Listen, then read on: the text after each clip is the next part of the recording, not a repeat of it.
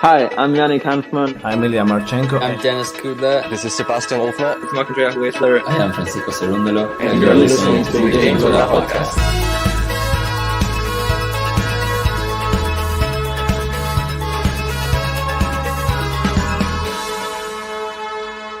Hopefully you enjoy it. Hopefully. Hey, it is the US Open final, everybody. We got Jannik Sinner versus Taylor Fritz in his first ever Slam final, and Covey is here. How you doing, mate? I'm doing well. I'm doing really well. Excited for this final. Finally, an American in the final for the first time in 18 years. Long I mean, on the men's side, of course, women have done all right, but yeah, I'm excited for this one. Fritz has impressed me more so than I thought he would. That victory over Zverev in the quarters to me was really kind of showed me something I hadn't seen from him before in that stage. And then he followed it up with a really gutsy 5-setter versus Tiafoe. I think Tiafoe kind of lost his rhythm and his mojo at the end there. But yeah, I'm more excited than I would have been on paper a week ago if this was the final. Do you know what I mean? Yeah, I think Sinner, more of an obvious choice. Fritz, somebody who's just sort of grown, hasn't he? And you picked him to win a Slam. Was it last year? I think. Yeah, I actually was it the Indian Wells win over Nadal in the final. That kind of gave me the belief that he might have what it takes. And that was for the Australian Open last year. So that was about 7 majors ago. I'm a little bit behind. I was a little ahead of my time there, but yeah, I think you can see that the progression though. Who do you want to win is the bigger question. You know, honestly, I really kind of toss up. I do like Jannik's game more, but there's a part of me that wouldn't mind seeing an American win. So I'm almost dead 50-50 split on that. I'm also a little bit, I really don't like the way the drug thing was handled. The suspension getting cleared as it was being mentioned. I really didn't like that. So you know what? Maybe I'll say 51% Fritz today. How about you? Well, as you know, we have player roulette running on our channel. And my player in player roulette is Taylor Fritz. So I'm going to have to support Fritz for the win so I can win the player roulette. I'm up against Lynette Marshall from our Patreon. Okay. Not too bad. And who do you want to win? I mean, it's difficult, really. Sinner, I think, will win. I think the moment might be a bit too much for Taylor Fritz. Yeah, I tend to agree with you there. I think it would be better for tennis probably if Jannik Sinner wins.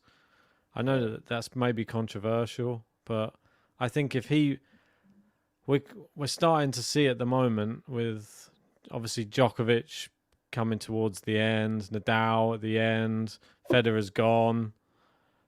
I think the tennis fans need a proper rivalry, and I think that the only way that we're going to get people really behind the likes of Alcaraz or Sinner is if they actually have multiple slams, and until that fan base is created for each of them, and where there's going to be a set of people saying I support Alcaraz, I support Sinner, and they don't support both of them, they just split down the middle like the Djokovic, Nadal, Federer fans. Until it's like that, I don't think you get the same level of interest in tennis. Yeah, I can see that. Hey, Snehill's in the house. I think there's some noise coming from your end. Sorry. Yeah, you know what? My apologies. I think. Oh, that's what it is. We got Snail in saying hi, Ben Covey. We got Liquidator saying Taylor Swift is in the house. And, there's two Taylors in there. It's good to see. Taylor Swift. I told my cousin, I was like, I'm guaranteed going to call Taylor Fritz Taylor Swift at least once in this final. Well, it's just you're now allowed because she's in the crowd. It's an easy slip. Sinner breaks straight away. And is that the writing on the wall?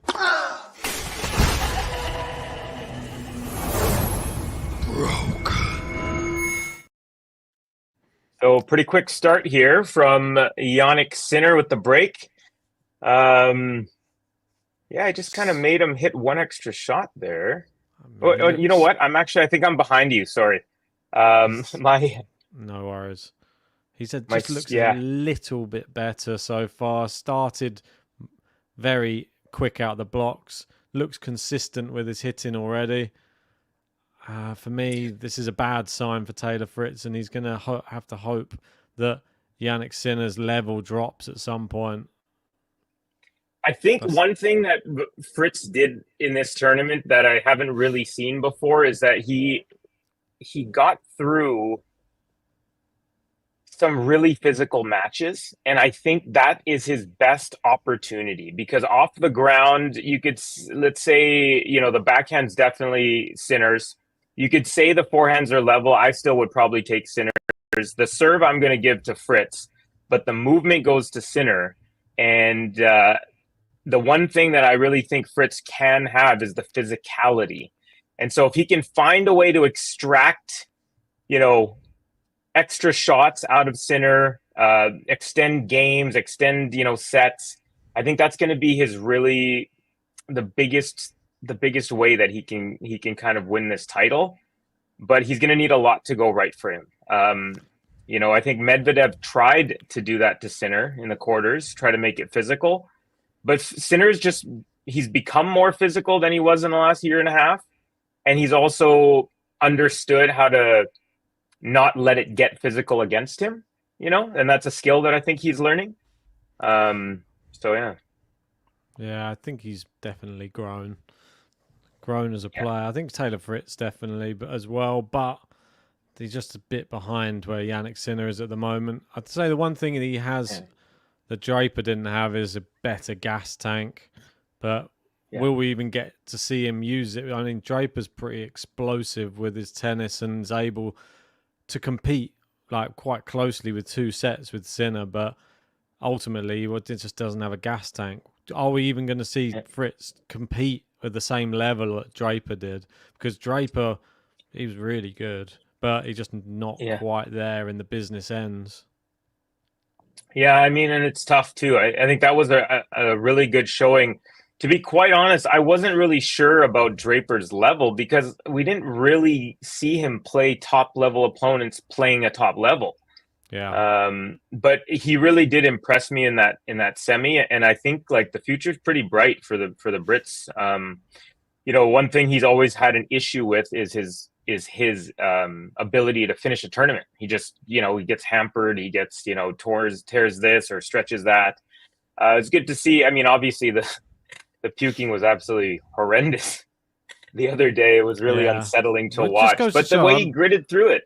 I'm glad that happened though, because I think that before we might have seen him give up or just let the heat affect him or the tiredness affect him.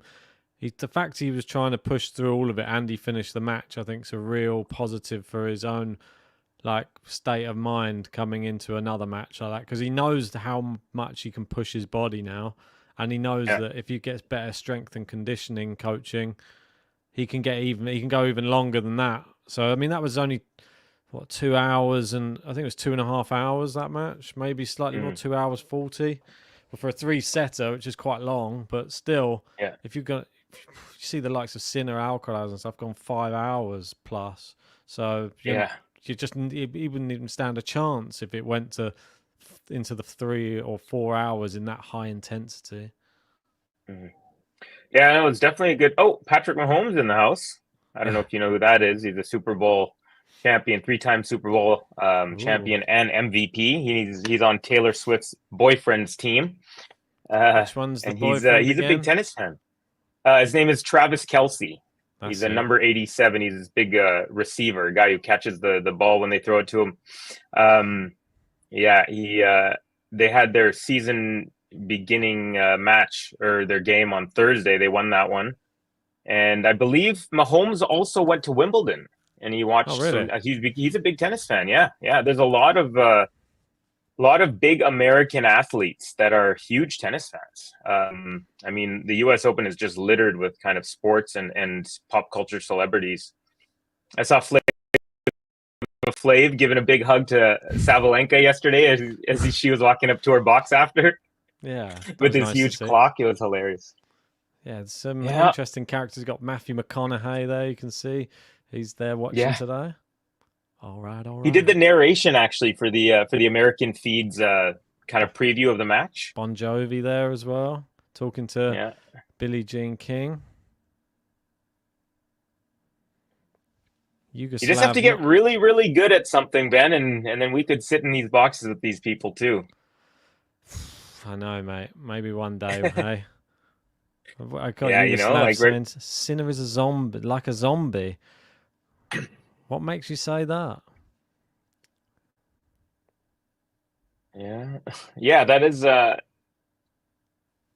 interesting. Oh, there you go. There's Taylor Swift and Kelsey and Mahomes. That's it.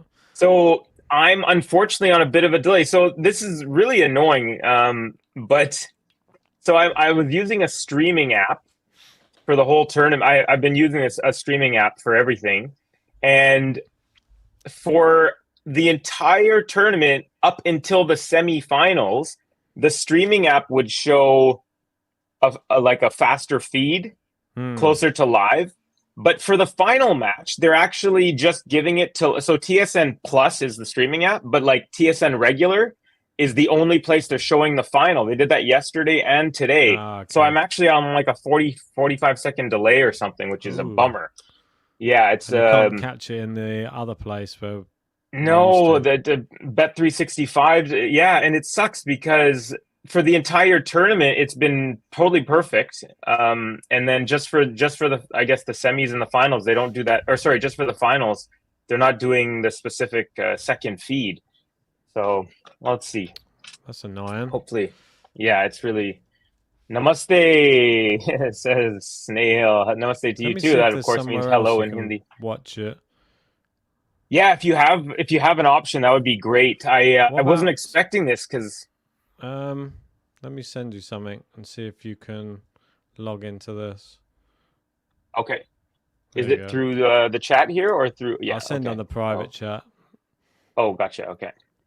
Try that. No, it's I no longer have a VPN.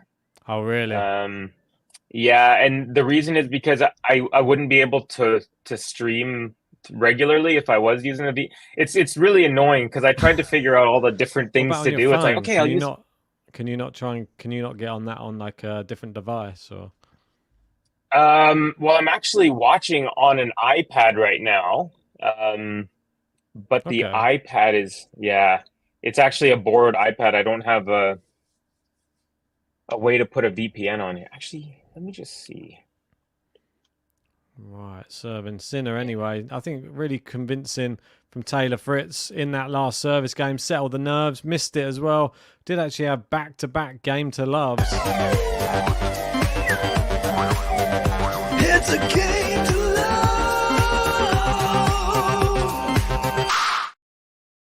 We got Menaz in saying, Ben and Covey, good to see you both after a while. Keep up the good work. Thinking it's going to be Jannik all the way, but who knows if the crowd can or will put Fritz through.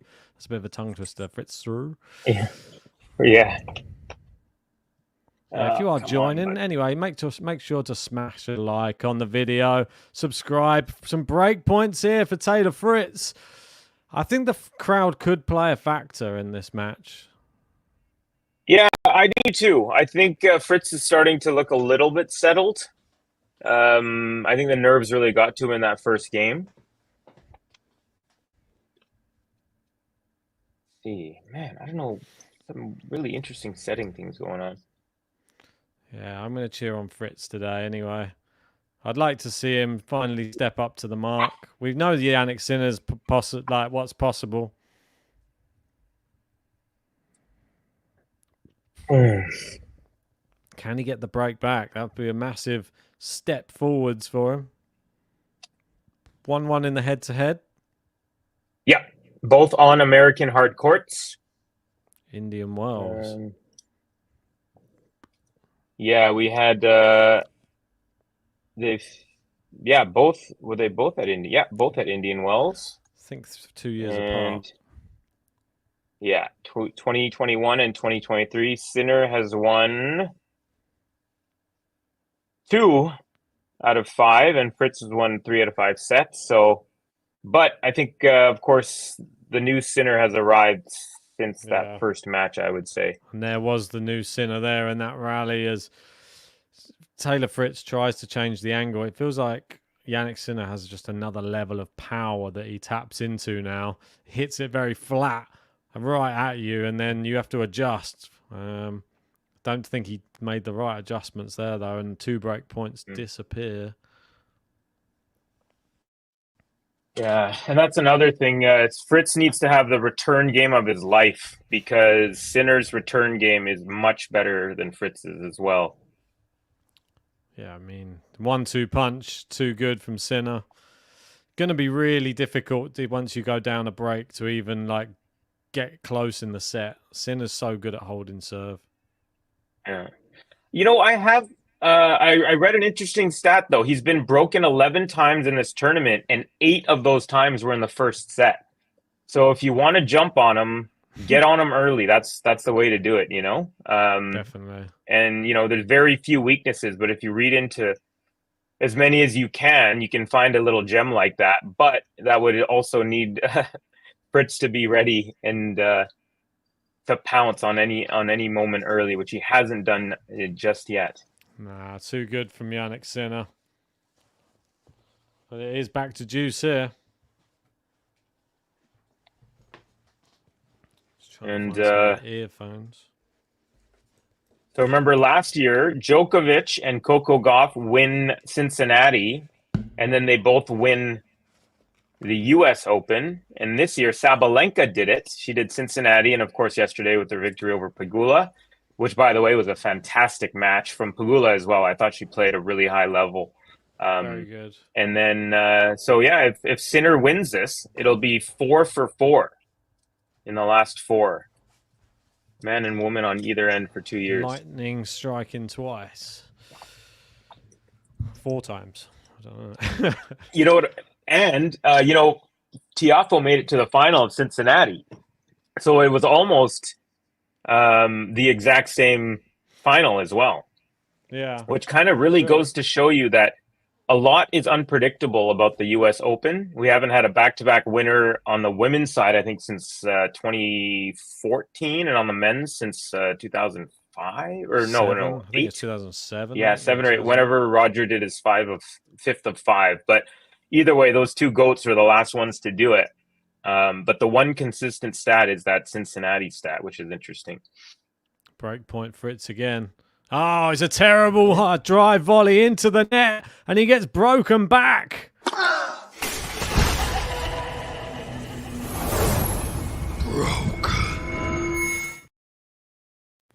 So there you go. Next in line, you're top of the list. Takes his shot, the guy don't miss. Moves the court with an iron fist. Taylor Fritz. The guy don't miss. Taylor Fritz. The guy don't miss. It's Taylor Fritz. So there you go. So he said Brilliant. we said 8 out of 11 in the first set. Now 9 of 12 of his breaks have come in the first set. So maybe Fritz did his homework. I think Fritz, the one thing that he is really good at, consistent tennis shots on both wings. Forehand and backhand are both pretty solid these days. And the serve, big guy, 6'5", isn't he? He's got a good serve.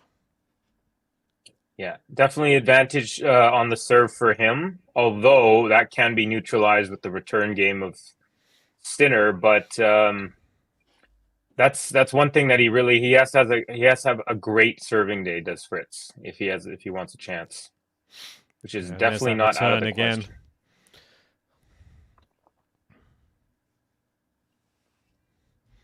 Yeah, if anybody in the live chat wants to help support the channel, then please feel free to send us a super chat. We'll give you a shout out, give you a player button if you want one, and you can help us get to our tip target, get on the tippers leaderboard.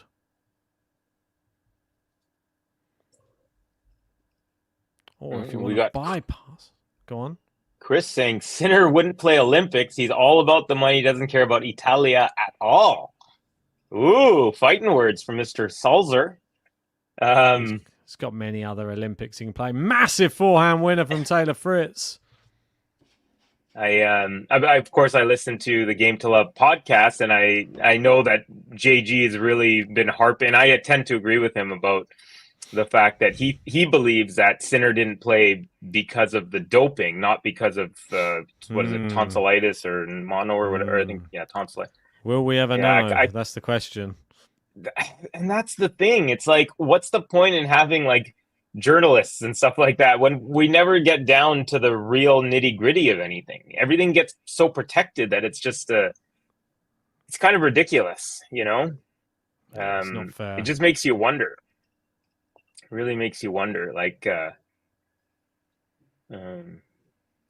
it just seems like sometimes people lacking guts. Like, I remember when Zverev had his case settled and they asked him about it in the press conference, and he said, well, the case is settled, which means I'm innocent. I don't want to talk about it ever again. And then no one ever asked him about it ever again because they're intimidated by him. But I don't know how it goes in the UK, but in Canada, if you settle out of court, you are admitting that you did something wrong, but you're paying for it. So you're not innocent at that point. And the fact that no one asked him a follow-up question saying, hey, hold on, you can't just claim that you're innocent because you paid a settlement. You know, and that's when I was like, well, you know, these guys we're never going to know. We're just never going to know. Sometimes just done, just if you've got the money just to make it go away, then that's why sometimes they do it, because sometimes dragging it out in court over the course of however many more years is more costly than just giving someone some money as well. So there is always, I mean, the stress and the pain of court proceedings is no fun. So if it can be settled, whether you're guilty or not guilty, I think some people just take that easy way out and just go, oh, fine, just have some money, just go away. For sure. And that's why you get a lot of these false accusations as well, because they know that that's what people with a lot of money, that's the mindset. They're like, they're not going to want to go through this for like 2 or 3 years and have their reputation just dragged through the mud. So they'll probably just give me 100K, I'll go away. Yeah. And the weird thing is with that case is they share a child still. It's not like it's just like a break and it's over, right? Those two people, but. Anyways, that's a different story. That's it. But stepping all over Taylor Fritz's amazing first Grand Slam final right now. I know, and he's about to take the lead. I mean, look, he's got a chance for a lead here. This is incredible. You know, I kind of had the feeling that Sinner was just going to run away with the first set, just based on nerves, and then kind of the match would start from there. And it would kind of be a race.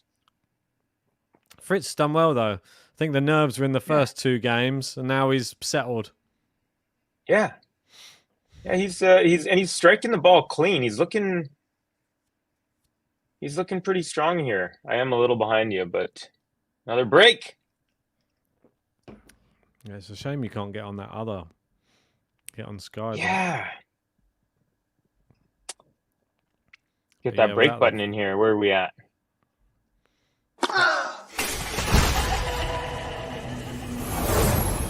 Broke.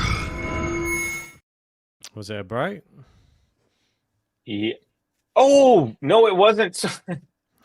I'm behind, and so my bad there.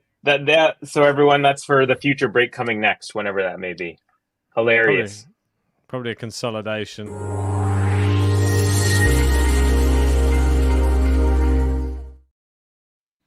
Yeah, I'm a game behind, so I just realized that should have been consolidation, not a break. No worries. Snails and Fritz looking great. So frustrating. High level tennis, says Dahlia.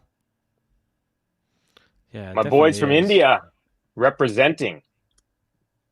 Yeah, plenty of them around. And we got Chris saying Musetti more respected in Italy than Sinner. Period. Really? Interesting. Yeah. Well, after the latest accusations, I think it's hard. People find it hard to trust in this day and age. They want. Yeah, I remember that when the podcast came out right after that you guys put out, and you said that this is gonna likely stay with him at least to some degree for the rest of his career potentially. Yeah, I mean the questions will always be there. That's the problem. Because it always raises other questions. It doesn't raise the question of did he accidentally have it. The question is, was he doing something and it was nearly out of his system but not quite, and then that's why it popped. Like that's always the thing that's the worrying thing that people think in their mind. It's not about, oh, he just failed something. It's about, was this something that's been going on for a long time, and that was the one time they messed up the procedure so that it didn't come out in time. That's the big problem, because if he's been doing it for years or since, let's say, that he became good, you know what I mean? There was a dramatic change in how well he started playing.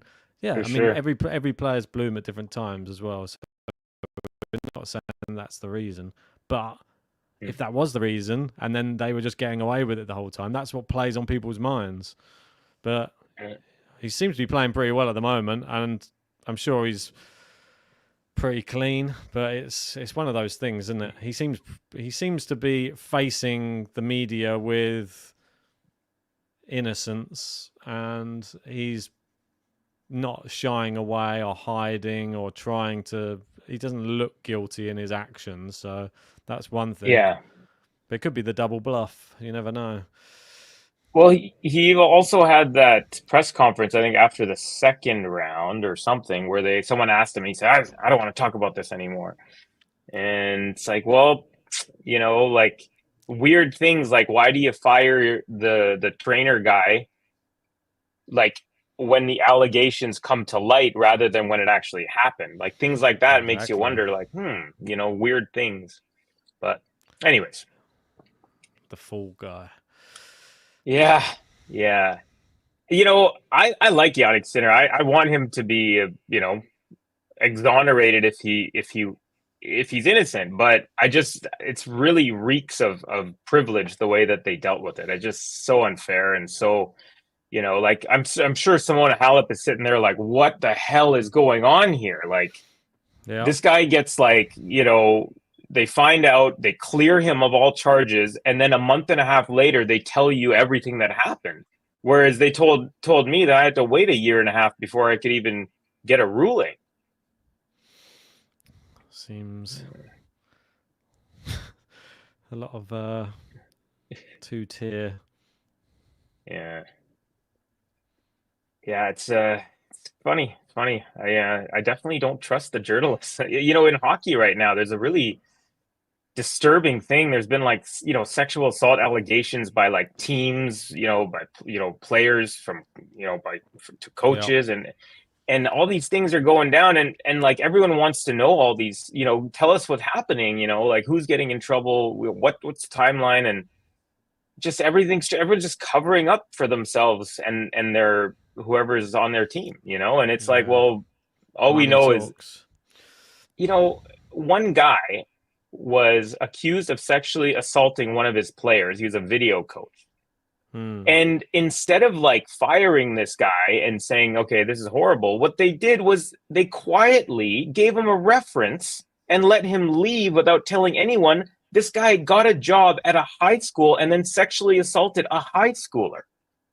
Terrible. And it's like, what the heck is going on here? Like, you know, like the guy who fired them, you know, no consequences.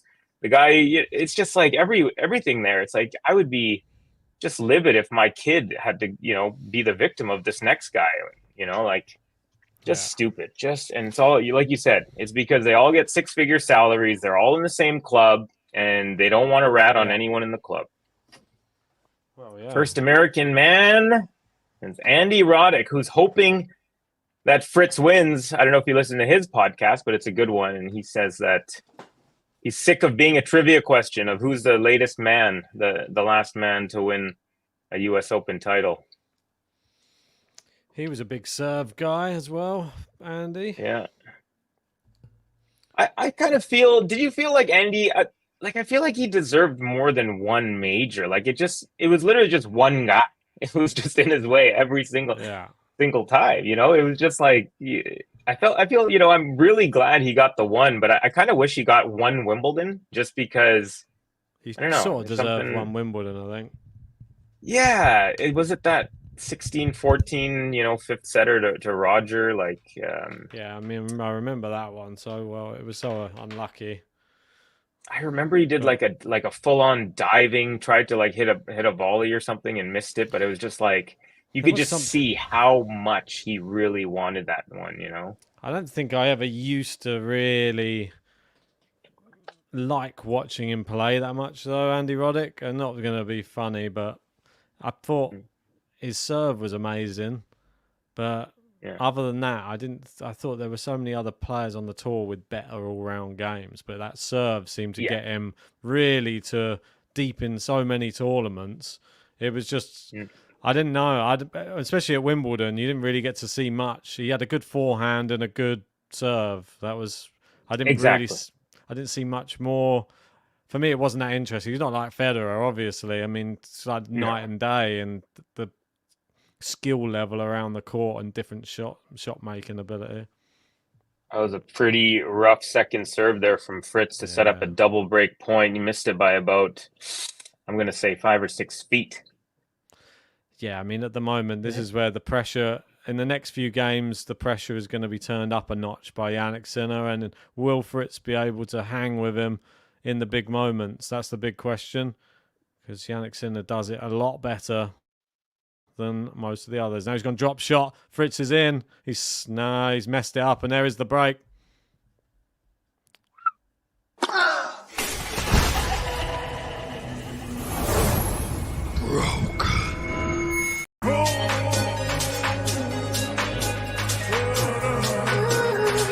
Jannik Sinner.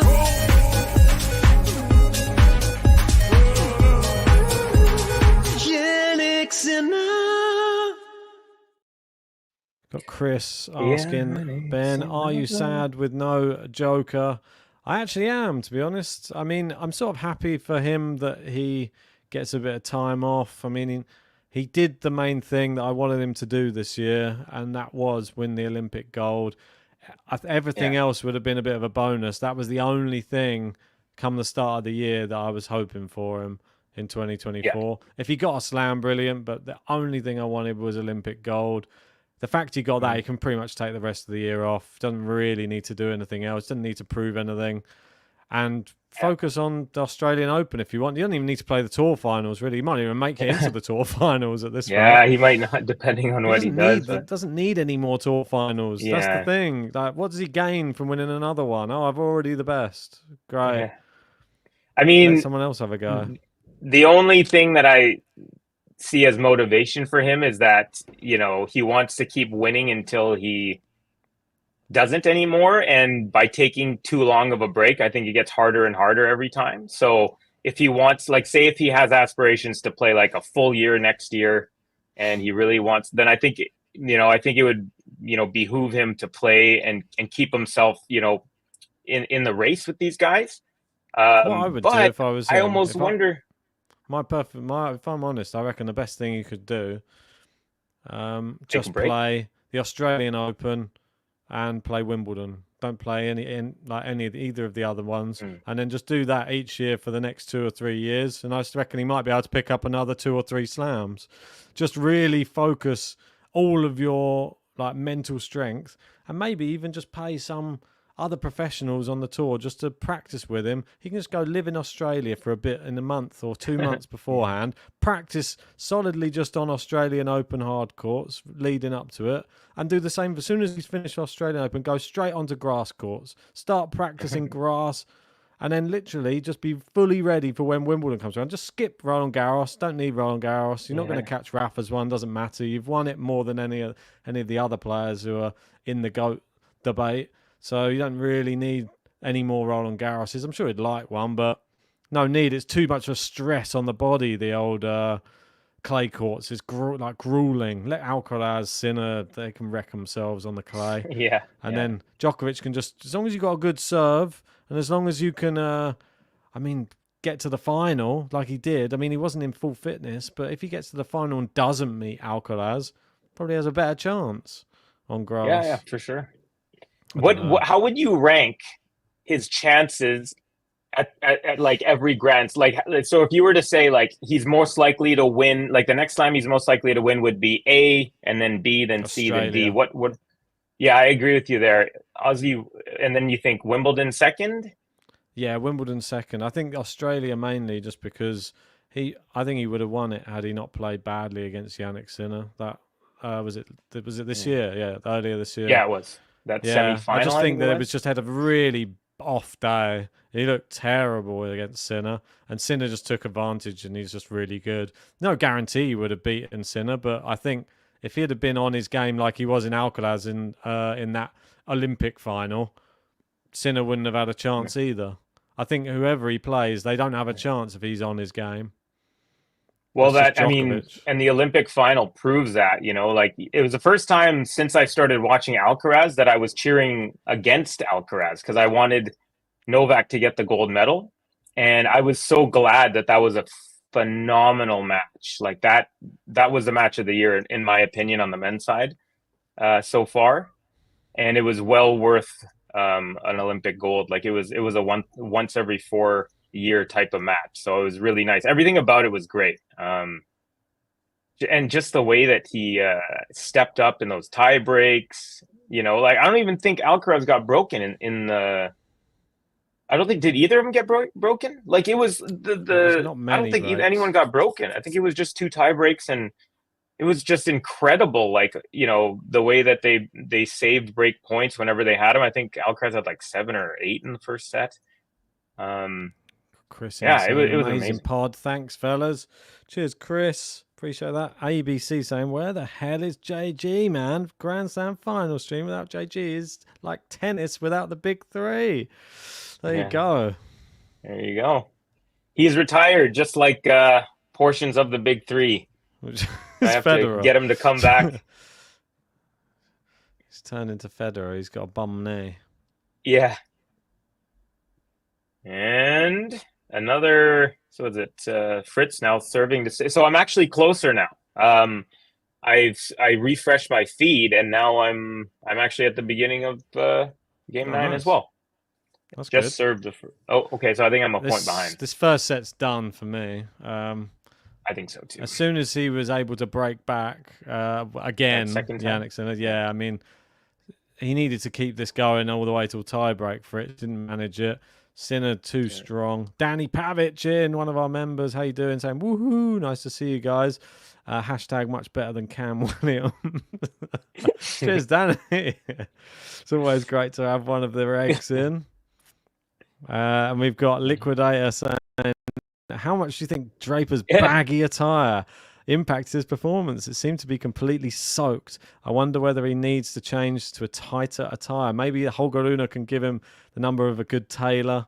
I thought it was like a bit like a bin bag that was like wet, like on like a wet rainy day, got stuck to you all over. Or like when you get a bit of cling film out of the thing and you can't get it off you. It just literally just keeps sticking to everything. He looked like he was trying to be in a rap video in the 90s. Like that's what he looked like to me the entire time, with that ridiculously, like he could have put a second Jack Draper in that same shirt that he was wearing. The fact that I mean, the baggy top, fair enough, but baggy shorts, I don't know if I agree with that because the ball fell out of the pocket. They're so baggy. Like, what's that about? Why is the ball falling out of the pocket of tennis shorts? They should be a lot tighter than that. Yeah, ball should never. At least the pockets need to be deep enough. Like there's got to be. You got to figure that out. Looks a bit like I actually didn't know that. Did you get a hindrance then? Yeah, he did. Well, they said if it happens again, then you lose the point. Yeah, I think they gave him a let. Yeah, okay. I heard his shoes were also soaking so bad that against Sinner that the umpire had to like tell him like, hey, your shoes are wet. Like, go change them because they're leaving marks all over the ground. Wow, he's probably slipping all over. That was great. Slipping all the over. The real Slim Shady. I think he was just the slipping fake Slim over. Shady, Mr. Pop. I think he was just slipping over on all the times he threw up on the court. That was what was happening.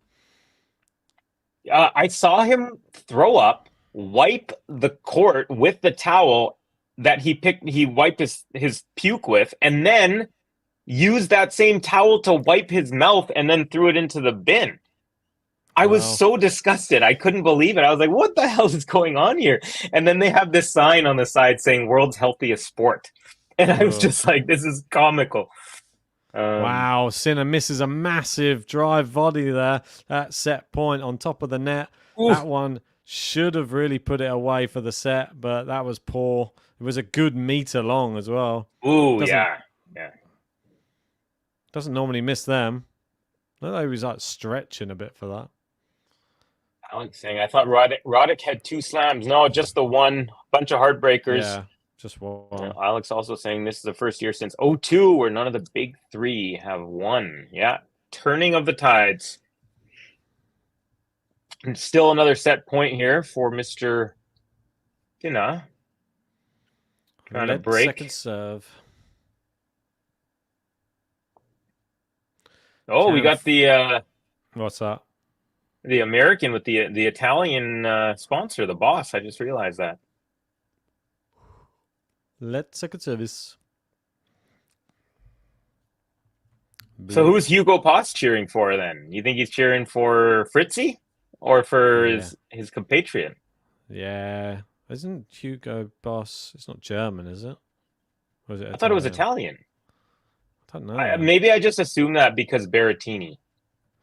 Yeah, Hugo Boss, I think, is German. They made the uniforms for the Nazis, didn't they?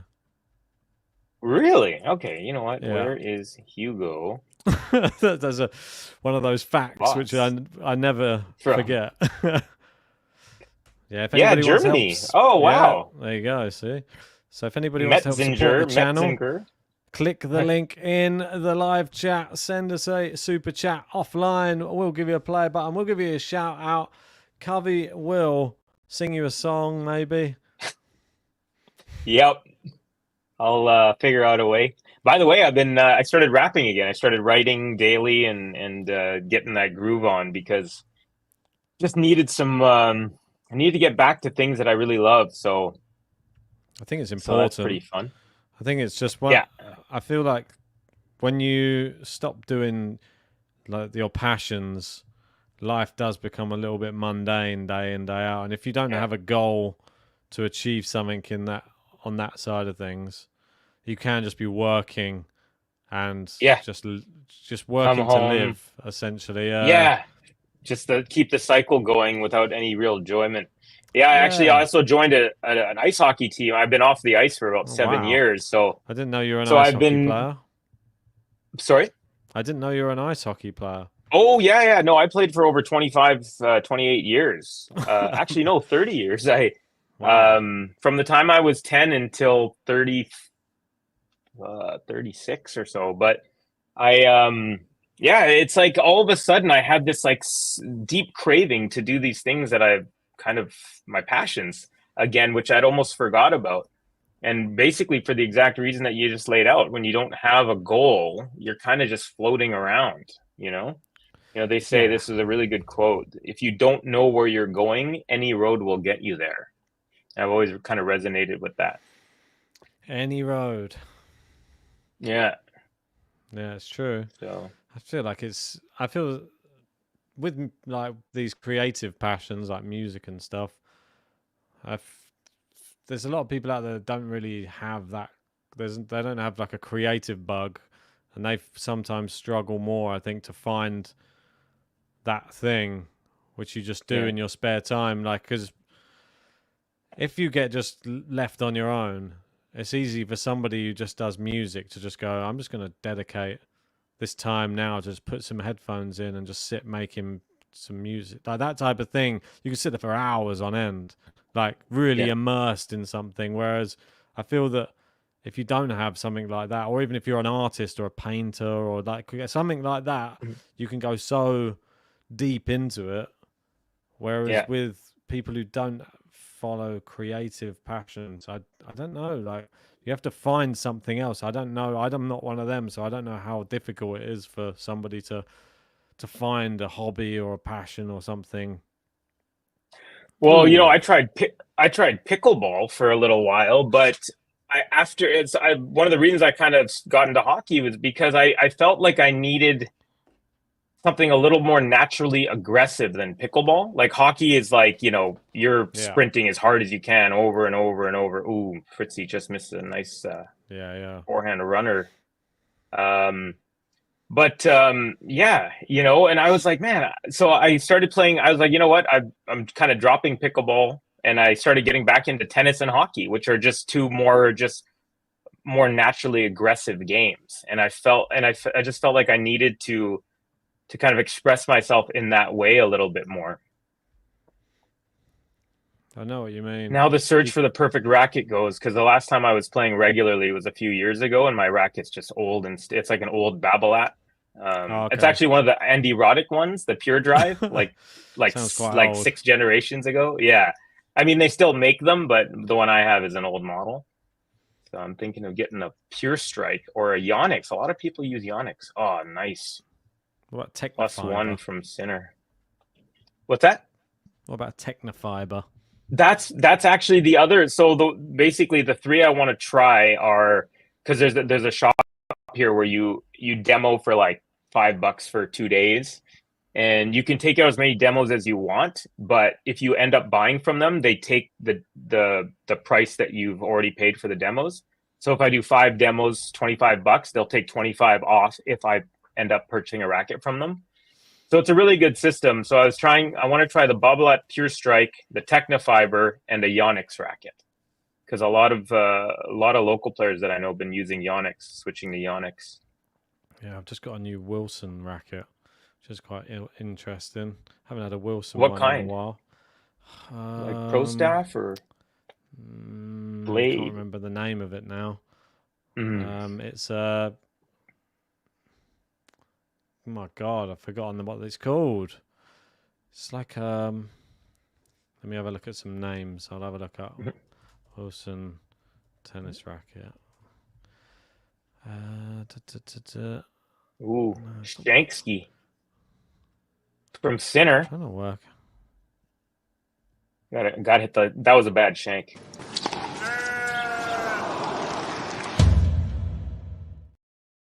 I think it's Alex saying, try martial arts, Cubby. The only martial arts that I've gotten into is the Karate Kid. When I was a kid, it was the thing. And then I actually recently saw that show Cobra Kai. All right, yeah.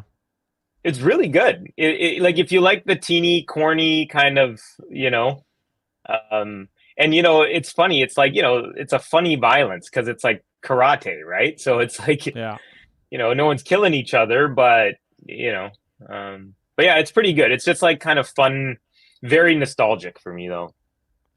I'll send you Snail the saying racket. Cubby. Oh, okay. I'll send you in the private chat. If you don't know where you're going, any road will get you there. Will always be remembered in the history books. There you go. I wish I could take credit for that quote. It wasn't from me. It was I don't know, some motivational book. Yeah, right. You're becoming the next Jay Shetty. What's who is? I've read that book, How to Win Friends and Influence People. I think it might have been from there. One of those types of like classic personal development books. And they keep showing, I guess American channel that I'm watching, they keep showing Patrick Mahomes. Surprise, middle of the season, I guess, this guy, Patrick Mahomes, has like his last deal was like $500 million. It's incredible. Wow. I think we're going to see billionaire athletes, I think, in our lifetime. We're going to have there's already been some basketball players who are making like $500 million now, like for a full contract. We're going to have, it's going to happen in our lifetime. We're going to have a billionaire salary. I'm not talking like Roger's a billionaire with everything, but he only made about 180 or whatever, 200 million in prize money. Yeah. But now the athletes, especially in the big American sports, baseball and football, crazy. In basketball. Yeah, I mean, basketball's always been pretty well paid. Oh, yeah, unbelievable. Like if Michael Jordan was playing basketball right now, I feel like he would be getting like the most. $95 million a year. Just a year. Like it's plus endorsements. Oh yeah, and I mean Oh, that's wide. Yeah, but I sent you on the private chat anyway. Oh, the racket. Yeah. Ooh. Parvesh sending me up on the Nadal 2025 season. We've got Liquidator and saying, by the way, Draper now equaled Tim Henman's greatest achievement already. Are we going to name a hill after him too? Maybe a lifetime contract with the BBC. Hashtag establishment puppet. Oh.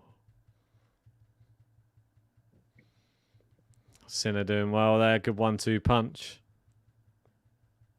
Yeah. So so you like this racket? Yeah, I think it's got quite good control on it. I'd say it's quite good for serving. I'm just still getting used to it really at the moment. Nice. Yeah, it's quite a nice feel though. It's not too heavy. Yeah, I usually go for light in the head, but like stable. Like the frame is still stable even though it's light. That's kind of my style. Most of the weight near the middle or the handle. Sinner now 7 forehand winners to just 2 for Fritz. Yeah, Sinner. This one could be like a tie-break set, but I still think Sinner. I've said in my prediction Sinner first set, Fritz second set, so we'll see. Yeah, did we do our final predictions? I know we did our who we wanted to win, but I was thinking Sinner probably in 4. Yeah, that's the one I went for in my preview I did the other day. I think it's a pretty safe. Yeah, kind of I think bet. so.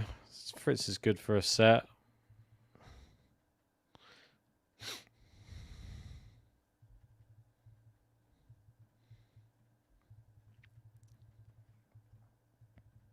So Fritz and Pegula, the only 2 to play in the Olympics and do really well in this tournament.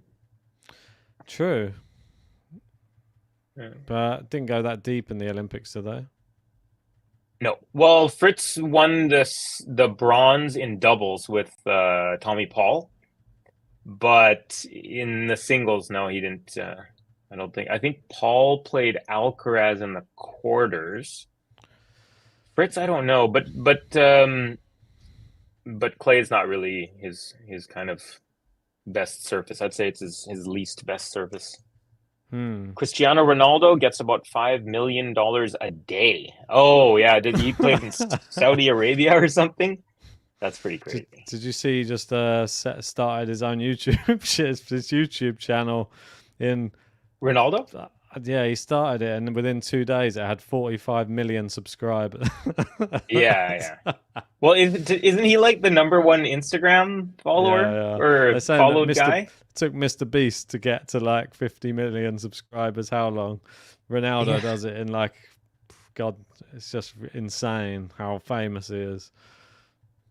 I mean, and based on how much you get on a video that has X amount of views, like he could have an income stream like that, right? Like a one that we would consider like a crazy lucrative lifetime thing. He could just do tomorrow for fun. Messi could too if he wanted. You know what's interesting to me about Messi is he's never learned English and he's never even tried. And there's something I really like about that. I just think it's cool that he's like, you know what? I just want to do what I want to do. Play my game. And, there's Dustin Hoffman. Noah Lyles. Noah Lyles, do you know who that is? The guy who was the fastest man, the 100-meter dash at the Olympics. Ah, okay, yeah. I knew He's that. kind of like a boisterous American guy. Ooh, yeah, Fritz just catches the line. I saw him. He's quite cocky, isn't he? Yeah, he definitely is. And actually, it was really funny. So in Canada, but in one of the big events, in the 4x100 men's relay, they said, "Hey, do you think Canada is like? Do you consider them like a rival for the gold medal?" And he said, "Who?" And then they're like, Canada. And he said, who? And he said that like 3 times, basically saying like, who? I don't know who you're talking about. Like, they don't register as a contender to me. And then the Americans dropped the baton and Canadians won gold in the Olympics in Paris. So the whole country was like, who? Noah who? What's his name? So yeah, we got our revenge. Yeah, I mean, he was chatting a lot of shit, wasn't he, really, to be fair?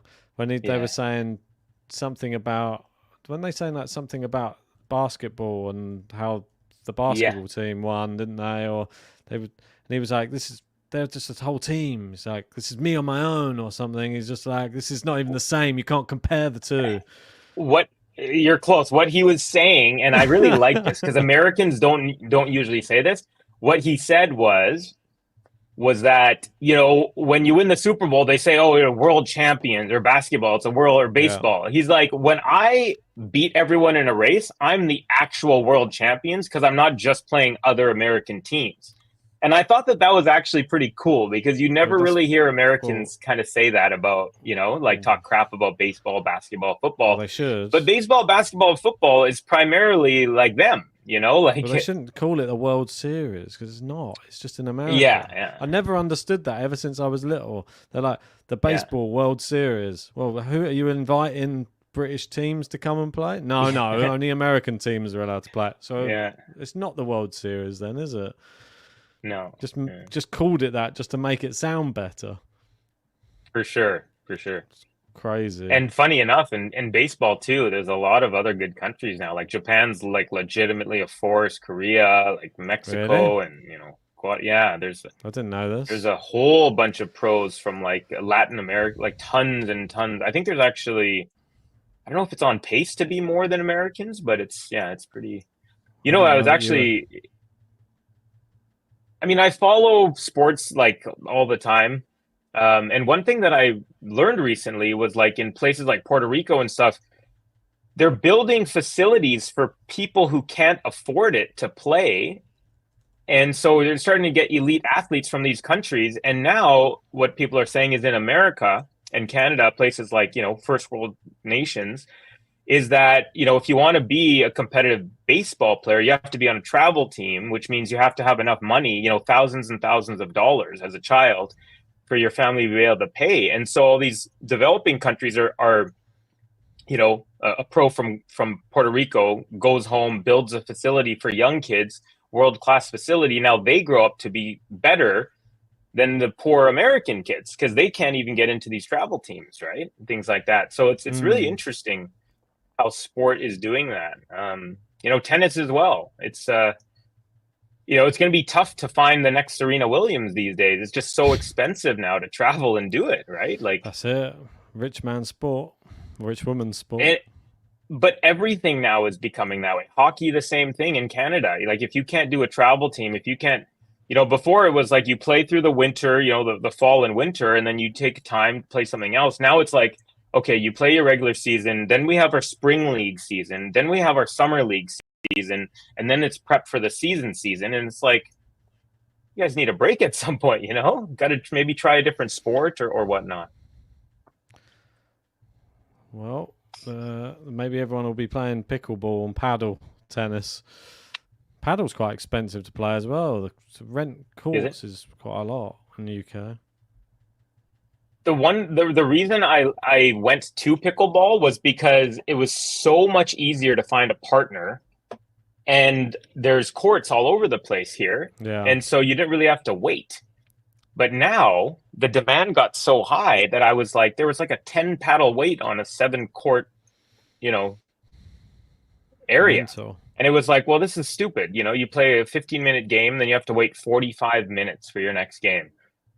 And that was another reason where I kind of was like, that's enough. I'm just going back. I need more aggression. I need to hit a running forehand at full speed instead of trying to block this or that. Yeah, a little plastic ball. Beckham had to learn plastic to talk to Messi. I guess. That's it. Wow. Oh, yeah, talking about Noah Lyles. Go on. They're saying contracted COVID-19 5 seconds after the 200-meter race. Oh. Yeah, the guy, COVID-19, the fastest guy in the world. Yeah, I'm sort of happy that other guy won the 200, to be honest. I can't remember what his name was. Wasn't it a guy from, was it Bermuda or Barbados? Oh, who won? Yeah. The guy whose his mother passed, right? Yeah, like a couple months before. Much better story than seeing Bastille or... Yeah, I agree. I remember wanting, because they kept on mentioning that about his mother, and this guy just had the fire in his eye. And I remember, like, I hope this guy wins it. Like, yeah, it was nice touch. Oh, Botswana, thank you, Liquidator Podcast. Yeah, cheers. Tobago, that's it. Not Trinidad. Tobago. Oh, Tobago. I said Botswana. He said Botswana right above that. I think I said Barbados. Tobago. No, but Botswana's the country. Tobago's the name of the guy. Oh, okay. Yeah, Tobago is the player. Got you. Not Trinidad and Tobago. Got you. Because I was like, huh? Okay. Not Trinidad and Tobago. That's Trinidad and Tobago.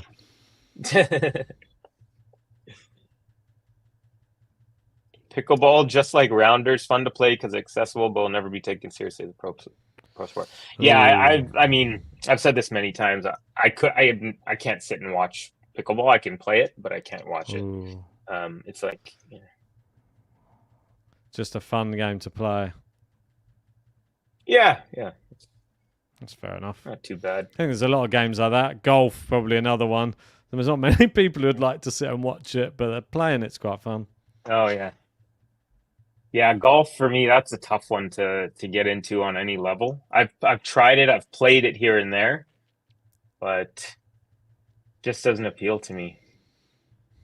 When I went to school in Arizona, Arizona is a mecca for golf. It's like there's more golf courses within 100-mile radius of Phoenix than any other place on the planet. So you can play around for like $15 if you're not going for like the super expensive places. But even still, I only maybe played about 10 full rounds of golf in my life. I mean, 18 holes? Are you kidding me? That's like a 4-hour walk in the park. Good exercise. It is, but some like in Arizona, one year I stayed in the summer. Most of the time I didn't stay in the summer, but one year I did, and they had extra cheap. It was like, I remember $6 for a round because no one goes out because it's like literally 105 Fahrenheit. It's like, 38, 40 degrees, right? So no one's really out there. So they're just like, anyone want to play? Just give us a $5.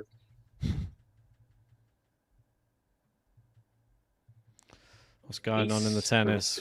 3-3. Yeah, we got 4 to 6 is the ace count. Sinner has 4, Fritz with 6.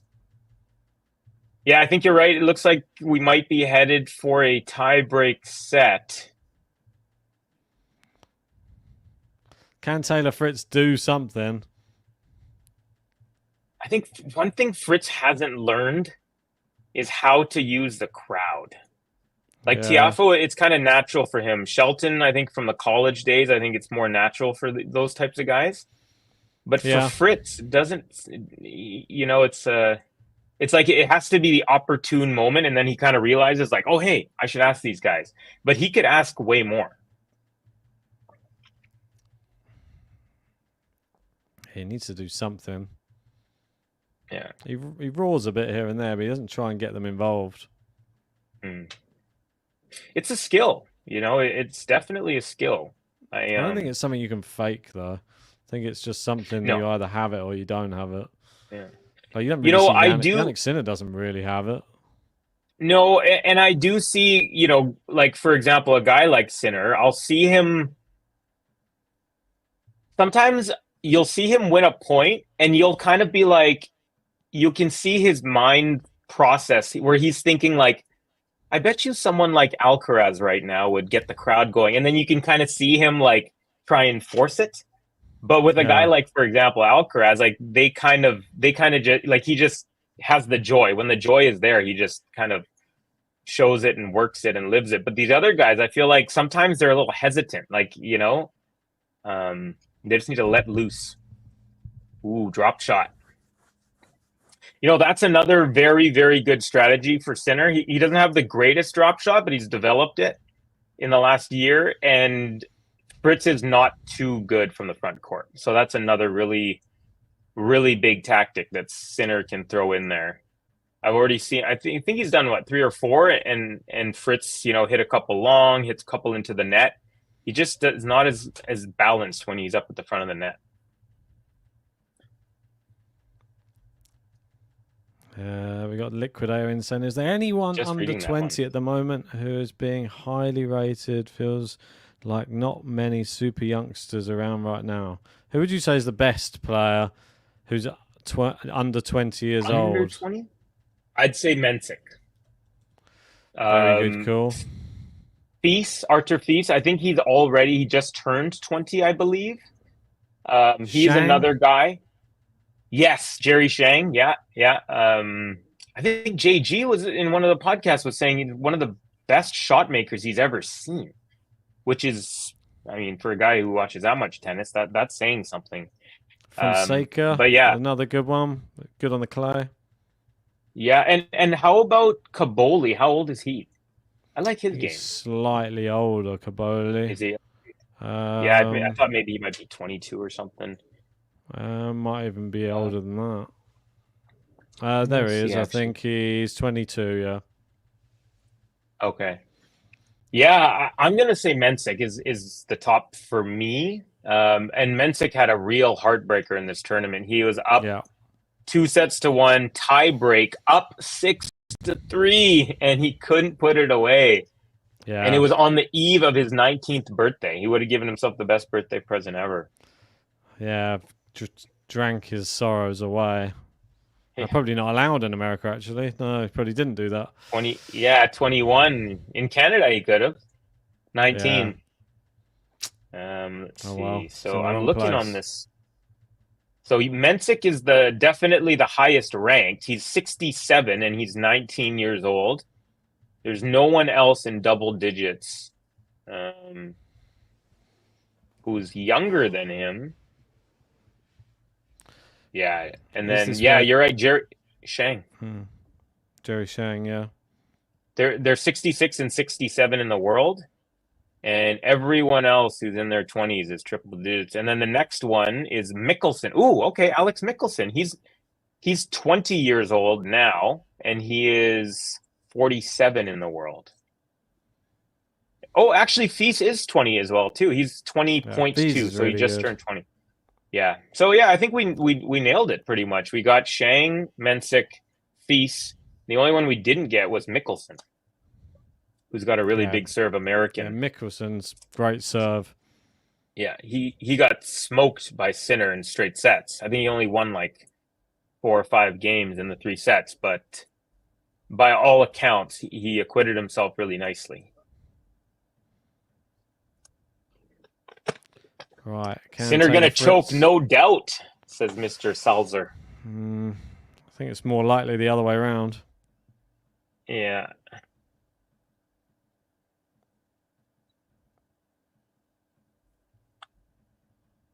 The real reason why Covey went to pickleball is because when he recently played a tennis match against me in Mumbai, he got double bageled, which had a huge impact on Covey. That definitely didn't happen. Someone's got a good imagination, though, at least. I'm not one of those people who could ever get double bageled. I mean, unless I was playing someone obviously who's just crazy good. Surely if you're playing Federer or something. Yeah. But I mean, like if I'm playing someone my level or slightly better, like I'm about a 4. The last time I was consistently playing, I was a 5.0 is what I was told by like a pro coach who I was taking like kind of lessons from. Yeah. But I'd say I'm somewhere between 4 and 4.5 now, and there's no one who's like a 4.5 that I would get double that I know of. I'm sure there are some people, big servers or whatnot, but there's just some things that as an athlete I couldn't handle. I couldn't stand. Yeah. That's one of them. Like and if that ever happened, I would be like, I would just practice every single day till I played that person again. There you go. Liquid saying JG defeated me 6-1, 6-1, but I heard he's using the same masseuse as Mr. Sinner. Oh, there you go. So in 2 months, we're going to find out that he was drugged up, but then it got swept away under the rug nicely and neatly. Yeah, he's got all that money. JG just pays off the lawyers. Yeah.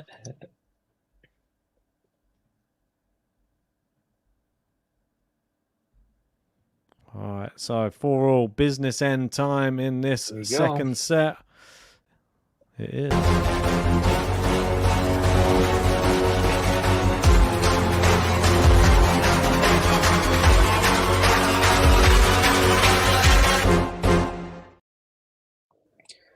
Well, Ben, it looks like there's 4 people watching, 4 more people than likes. We have 34 likes and about 38 people watching. So if you haven't done so, consider giving this channel, this video a like. Subscribe if you're new. Follow all the good tennis news. Hell yeah.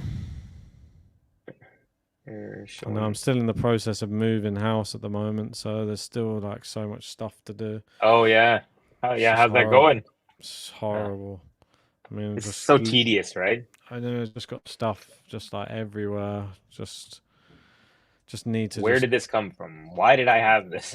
Yeah, I mean, it's just like when you move everything, you lose everything. You're like, which bag or box is that in now? Like you just don't. You have to and you don't want to unpack everything because then you've got no clear floor space. You just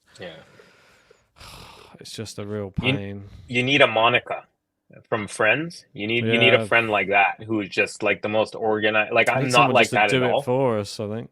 Just comes in and just, when a lot of people move house, they just have people who come in and they sort of take a picture of that room, box everything up in that room, and then they put it back the same way it was in the new place as in that room.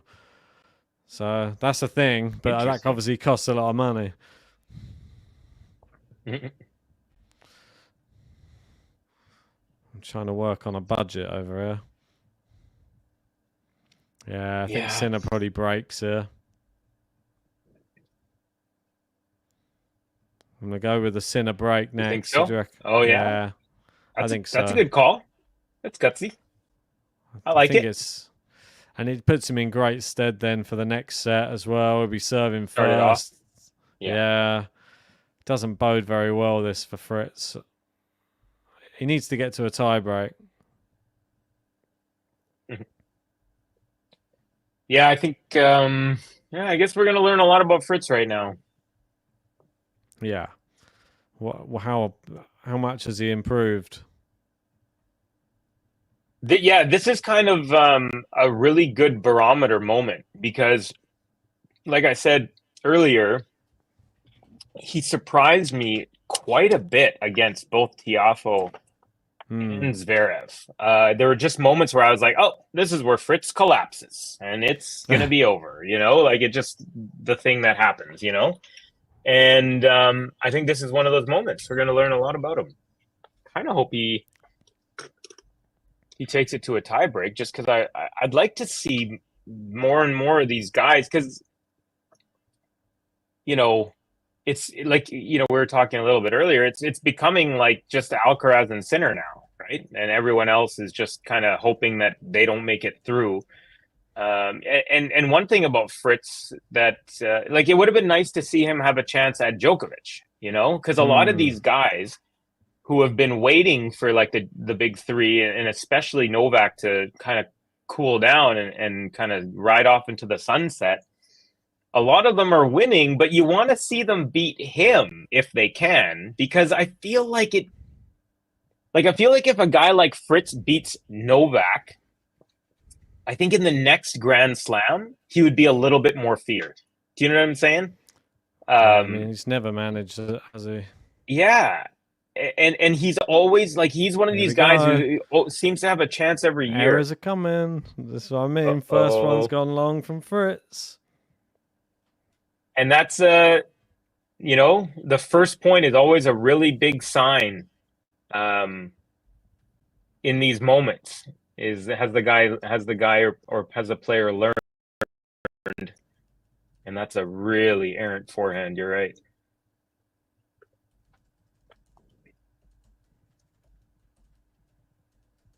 All right, he's under the pressure now. Lost the first point. Yeah, I mean, he's lost the second point as well. It's going to unravel now. Oh. Yeah, it's pretty just good call. You can just read how it's going to go.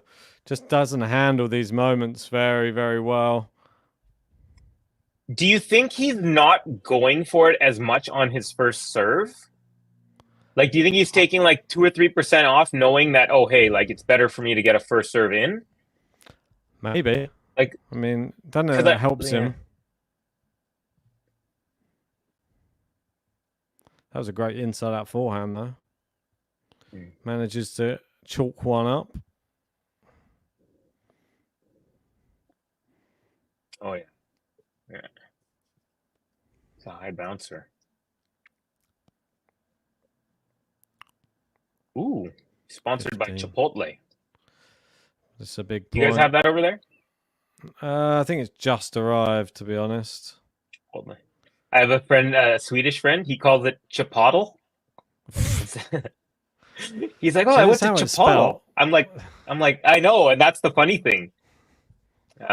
This same Swedish friend, I'm not sure. I was teaching him how good it is, though. Oh, Chipotle is good. It's like there are other burrito shops like Chipotle, but Chipotle is like the high end version. Okay. I think I had it once. There is I such don't thing know as if I that. was blown away. I think it was just similar to what we've got here, but just more expensive. Okay. We've got here we have one called the Red Burrito, and it's like it feels like the cheap version of Chipotle. It's not bad. It's just like the tortillas aren't as high quality, and it just feels like just a little bit lower. Yeah, we got one here called Tortilla, which is better and cheaper. There you go. There's the second set. There it is. Just like that. Easy as you like.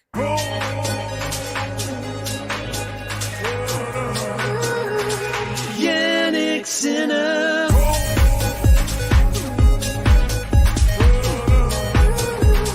Jannik Sinner. Jannik Sinner. So good. Dun, dun, dun, dun, dun. Yeah, well, do you see it going any other way? Not anymore. I thought if Fritz would have any chance whatsoever, I thought he would have to win one of the first 2 sets. I do not see him doing a 3-set comeback. Well, this is even though making it physical is kind of the only way, I just don't see it. I mean, you see the stats in the second set. Sinner 1 unforced error. Good luck beating him today. Yeah. I mean, that's incredible. So it's just not going to happen, is it? If he continues like that consistency, he just has no chance, Taylor Fritz. We got Sue B. Sue saying, why can't you guys say when it's 30-15 or 30-30? We're just kind of having a chat, but you can also always look at the screen. It always has the most updated score. I know for me, unfortunately, I'm about 30-40 seconds behind every point. So it's for me, I can't really do it, but it's always up there.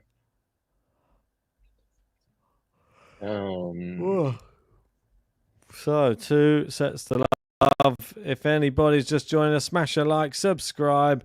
They will be putting out a post-match reaction straight after this. Do a podcast probably tomorrow, I'd say, wrapping up the US Open as well. It's been a bit of a weird one. Been entertaining, but lots of new people to talk about. And a bit of a strange tournament.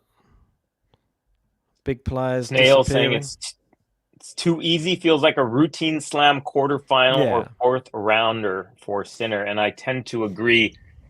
Well, it's the perfect sort. I think it's the perfect player to play in the final, to be honest. Somebody who doesn't have any Grand Slam final experience. Somebody who always used to fall down at the quarterfinals when he came up against someone good. He hasn't really had to face anyone good yet. I would say TFO. Zverev was a good win, but I still think there's another person who's a bit flaky in a slam as well. Loses when the crunch comes to crunch. Zverev never seems to get the victory. So, I mean, maybe he'll get it one day, but he's been so close a few times. It's just like, it's only going to get harder. I actually thought that Zverev was going to beat Novak in this one, in like the quarters. That's what I thought. Or in the semis, I think maybe they're going to play. That was kind of my thing. I thought, okay, Zverev's going to kind of do it. And as much as I'm not a fan of Zverev whatsoever, I think he's one of the most boring good players in the sense that he's a top 4 for a reason, but he's top like 150,000 in terms of viewability for me. Like he just turns every match into like a grind. And but let's also not forget that Fritz took out Casper Ruud, and I thought Ruud was going to win that one. I thought, this guy's been to a couple major finals. He's been to the US Open finals. Actually, with 3 he's been to the finals of. And I thought, okay, a lot of people are kind of discounting Ruud, but Fritz really showed up. He really showed up in those 3 matches. Typically, I don't find Taylor's game style to be exciting much at all, to be quite honest. I find Tiafoe to be way more fun to watch, and I was kind of hoping for him to win it because I think that he would actually have a shot because of how he uses the crowd, especially here in this specific stadium. But alas, we'll never find out. Look at this, Fritz got a triple break here to start the 3rd set. So maybe he took offense to the fact that we're bad mouthing him. I mean, you've got to step up at some point, though, haven't you? That's the thing. Yeah, for sure. And it's so early that I wouldn't put it past Sinner to be able. Oh, there it is. Oh wait, no, sorry, I'm a point behind. My bad. Do you ever watch this show called Atlanta? No, I've heard of it. Okay, well, it's an incredible show, but there's a rapper / comedian actor. His name's Childish Gambino, but his name is Donald Glover. Donald Glover, yeah. And he plays a character. He actually wears a white mask, and he's like plays like a white guy, and it always reminds me of Taylor Fritz's coach. You know Taylor Fritz's coach, like the really pale skinned guy with like the big muscles, the shorter guy. Well, with the wolf, he's wearing like green tinted glasses, really pale. He's got clean shaven. I'm not sure if that's Wolf then. Nah, Wolf's not clean shaven. He's a physio Wolf. But anyways, it's really funny. He reminds me of this like kind of white face guy that Donald Glover was wearing. Actually, during the shooting of that episode, one of the characters who was in the scene was like, "Who is this guy?" And he didn't even know it was Donald Glover. Yeah, he's a good actor as well. Isn't he? A bit of a triple threat, that guy. Oh my God. I mean, this guy's musically, he's got platinum albums. He's got 1 hour, stand-up comedy. He wrote on 30 Rock. He was on Community, and the guy does everything. He's just I think he's the most talented person of his generation in like the kind of mainstream. All right. But Jamie Foxx would probably argue with that. Yeah, Jamie Foxx. Ooh, look at this. Comes back from Love 30. I mean, but Jamie Foxx I would consider him in the older generation. He's in his like 50s. Donald Glover, I think, is in his 30s still. Fair. And he's got that song Redbone. It's just an absolute classic. I think it's got 1 billion streams. Wow. Covey, I exactly agree with you. Fritz is one of the most boring players to watch for me. I would have preferred Tiafoe. Yeah, and I'm not trying to knock. I'm just telling you what I prefer. Like, there's always a big smile on on Tiafoe's face, and he's really good at the cat and mouse points. I actually would say that he's better in the forecourt than Sinner is, but definitely, obviously, from the backcourt and from serve, you got to give Sinner a massive advantage. Movement did be similar. Sinner's held from 3 break points down. That's just a crashing way to start that set for Taylor Fritz. Fritzy. Fritzy. Why are you not playing a bit better? Right, I'm just going to take a Atlanta break for a little bit. I'll be back in a little bit. Okay, man? Sounds good. Sounds good. Get your move on. All right, folks. It is I, Covey from Canada, rolling solo for a little bit here. Thank you to Ben. And I'm sure he'll be back. So apologies. I am about 1 point behind. So I'm going to be I'll try and do some play-by-play commentary. I will be a little bit behind. So please, please beware of that. It's just because of my feed is not as live as I wish it was. All right, here we go. Fritz serving down love one on serve here. Set number 3. Jannik Sinner just one set away from his second major title, and some really good defense from Fritz at the net. And Jannik Sinner can't handle it as both players end up at the net. And just after I said that Jannik Sinner is better in the forecourt than Fritz, Fritz wins the forecourt battle. He's up 15 love. Taylor Fritz's mother is a serious load of plastic surgery. Oh, yeah, definitely looks like it. In Australia, it's free to air TV. The whole tournament was. See, in Canada, we have all the matches, and I have a streaming channel. So this is how it goes. There's this channel in Canada called TSN, called The Sports Network. And TSN has 5 channels, TSN 1, 2, 3, 4, and 5. And if you subscribe on your like regular TV satellite to TSN, you'll get all of those. But I also subscribe to TSN Plus. And for every match up until the semifinals, TSN Plus had 2 feeds.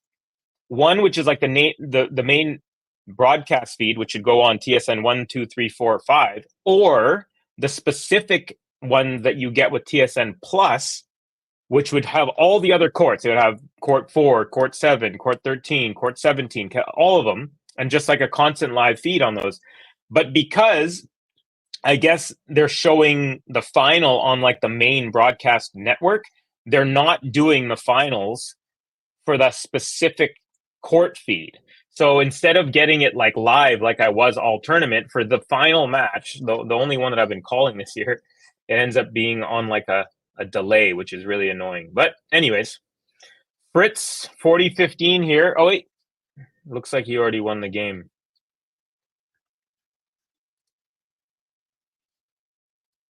Schiaffo has that threatening factor, just like we saw at the 2002 US Open versus Alcaraz semifinal, especially when he's on. Totally agree with you, Snehal. Totally agree with you. The Fritz boxes up as he puts that game away, level at 1 apiece. So hopefully he can put that triple break opportunity behind him and focus forward. Yeah.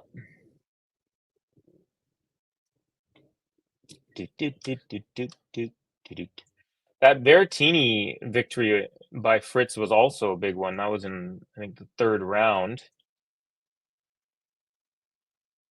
Actually, 2nd round. And he took care of Berrettini, who's been playing well this year. All right. Speaking of an Italian, here's Sinner.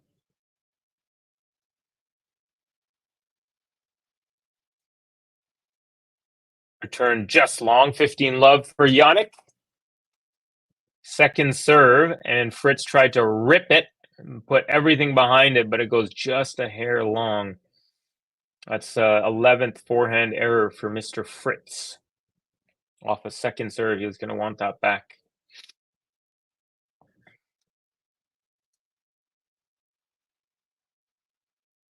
Mr. and Mrs. Smith.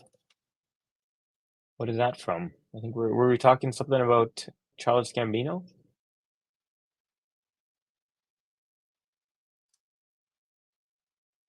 Sorana saying, if you get bored by a match with only 6 unforced errors, I don't know what's wrong with you. I mean, just because a match is clean doesn't mean it's good. But I will say that, you know, it's nicer to see points ended with winners rather than errors, obviously, right? It shows more quality. But sometimes, you know, a shot isn't a winner, but it's just as good because it forces an error, right? So I think the cleanliness of a match does have some aesthetic appeal, but it doesn't necessarily mean that it's going to be a better match. There we go. Forehand to forehand battle, and Sinner goes long. 30-15 now. He's still in the driver's seat in game 3. I like how you say threatening factor. Yeah, he does have this ability to kind of take over a moment and use the crowd and use the vibe. Grigor is one of the best to watch. Yeah, in the last year, Grigor has really, really impressed me. Like, he has had a really nice resurgence. Like, he was the oldest player in the final 8. And yeah, he's been playing well. It's like he kind of refocused after a couple of years of just, being in the 30s, 40s, and he's found his way back to the top 10. This match hasn't excited me at all yet. I think that's what Sally's saying. Wagenblatt. That's a very cool last name. Yeah, I agree. It's been it feels like we're watching just a 500 level final or something. Like, I don't feel the energy from the crowd. I don't feel like a roar is on its way. Hasn't really been too many chances for them to go crazy for Fritz.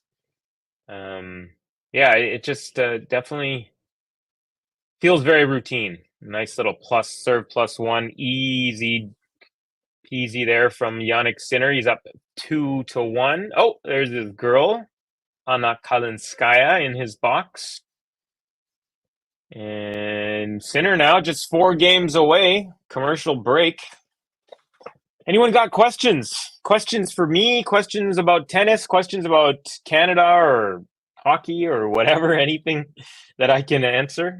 Feel free. Let me know where you're from in the comments. I'm from Vancouver, BC, Canada. Born and raised here.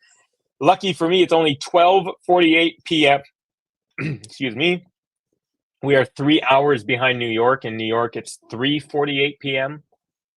So for the entire US Open, I've had just an amazing time zone situation because the matches start at 11 a.m. In New York, which is 8 a.m. here, and then they go all the way through until midnight or later. So it's been pretty dope. The draw really opened up for Grigor after Popyrin defeated Novak. It was probably the clearest ever road to a slam final for him. Yeah, it was tough. But I mean, not only did he not get through Tiafoe, he also would have had, and he hurt himself too, which was a bummer. And the second set he played. So the second set between Francis and Grigor went to a tiebreak. That to me was like one of the best sets of men's tennis in like the whole second week. I have not been impressed with the tennis in the second week for both the men's and the women's side. It's because whoever has won all these matches, the player winning and the player who lost have rarely been playing well at the same time. And that's what you want in tennis. You want the players to be playing well at the same time so that the quality of the game gets increased. And I really haven't seen that so much. Definitely in the semis, it was better than the quarterfinals and all that. But, kind of even in this match, we're still kind of waiting to see both these players start really picking it up and making this worthy of a final. Despite Novak not being there in AO and RG final, those finals got me really excited. This one is the first slam in a long time I don't feel like watching.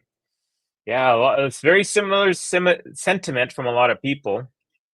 It seems like we just have to wait for the business end because we're just not getting the tennis that we want, unfortunately. Forehand to forehand, and now Fritz goes into the net, and it's 15 all. Early in set number 3. If Sinner can get a break here, I bet you he'll start smelling the finish line. So big couple of points coming up, potentially. And Fritz, second serve coming up here, 15 all. Serve is good. return, nice up the middle, and then the +1 easily done. Wrong footing center, 30-15 Fritz. Forceful 60 or Forceful 61 wasn't X-Filed Film Where You Live, Covey. Yes, actually it was. A few scenes were filmed right across the street. I grew up in this house. I moved back in here after my mother had a stroke a few years ago, but my high school is right. I can see it from out the window, and they filmed some episodes there. They film a lot of TV shows here. They film The Flash here. They film Supergirl. They film X-Files. They film MacGyver was a really famous one. I mean, Vancouver, they call it Hollywood North. So it's beautiful, but it's a little bit cheaper. And oftentimes they actually they make Vancouver look like Seattle, LA. Once they even made it look like New York. I was like, come on. But we have an area here called Gastown, where it's all like old brick buildings and an old part of downtown. And they have this one area that has like this really interesting square. It's kind of like, I've never been to Times Square, but it's laid out kind of similar to Times Square. So they kind of made it look like New York. And if you're from Vancouver, you're like, that's definitely not New York. But they did a pretty good job. But yeah, Vancouver is definitely huge. I've met so many actors and actresses, so many. Sorry about your. Oh no worries. It's a thing that happens. She's doing well though. Learned again how to walk and talk, which is showed me a lot about my mom. She's a really amazing person. Film star Gate, great. Film Stargate, great show. Highlanders. Yeah, exactly. I didn't know MacGyver was Canadian. It's not Canadian. It was filmed here. Speedy tennis. Will Medvedev win another slam? Like we know he won this tournament 4 years ago, but will he win another? Or no, sorry, 3 years ago I think he did it. I think Medvedev will win another slam. Yes, if you're asking me. I think it's one of those things where you got to play the odds. Like Alcaraz, Sinner, Medvedev are like the three kind of, I mean, other than Novak, are the biggest three left. So you got to think each of them has 4 chances at a slam.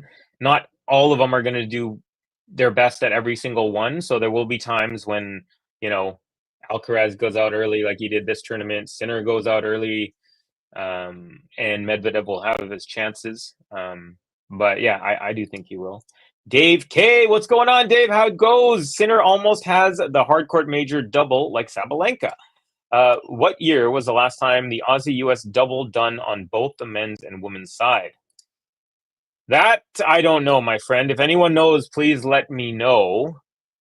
So who did last year? Sabalenka and Coco, so no. And then it was last year. It was Novak and Novak. So Novak did it last year. Yeah, I'm not sure. That's going to take a little bit more research than I can do right now. But if anyone knows, let me know. Sinner, good serve, returned into the net, up 30-15.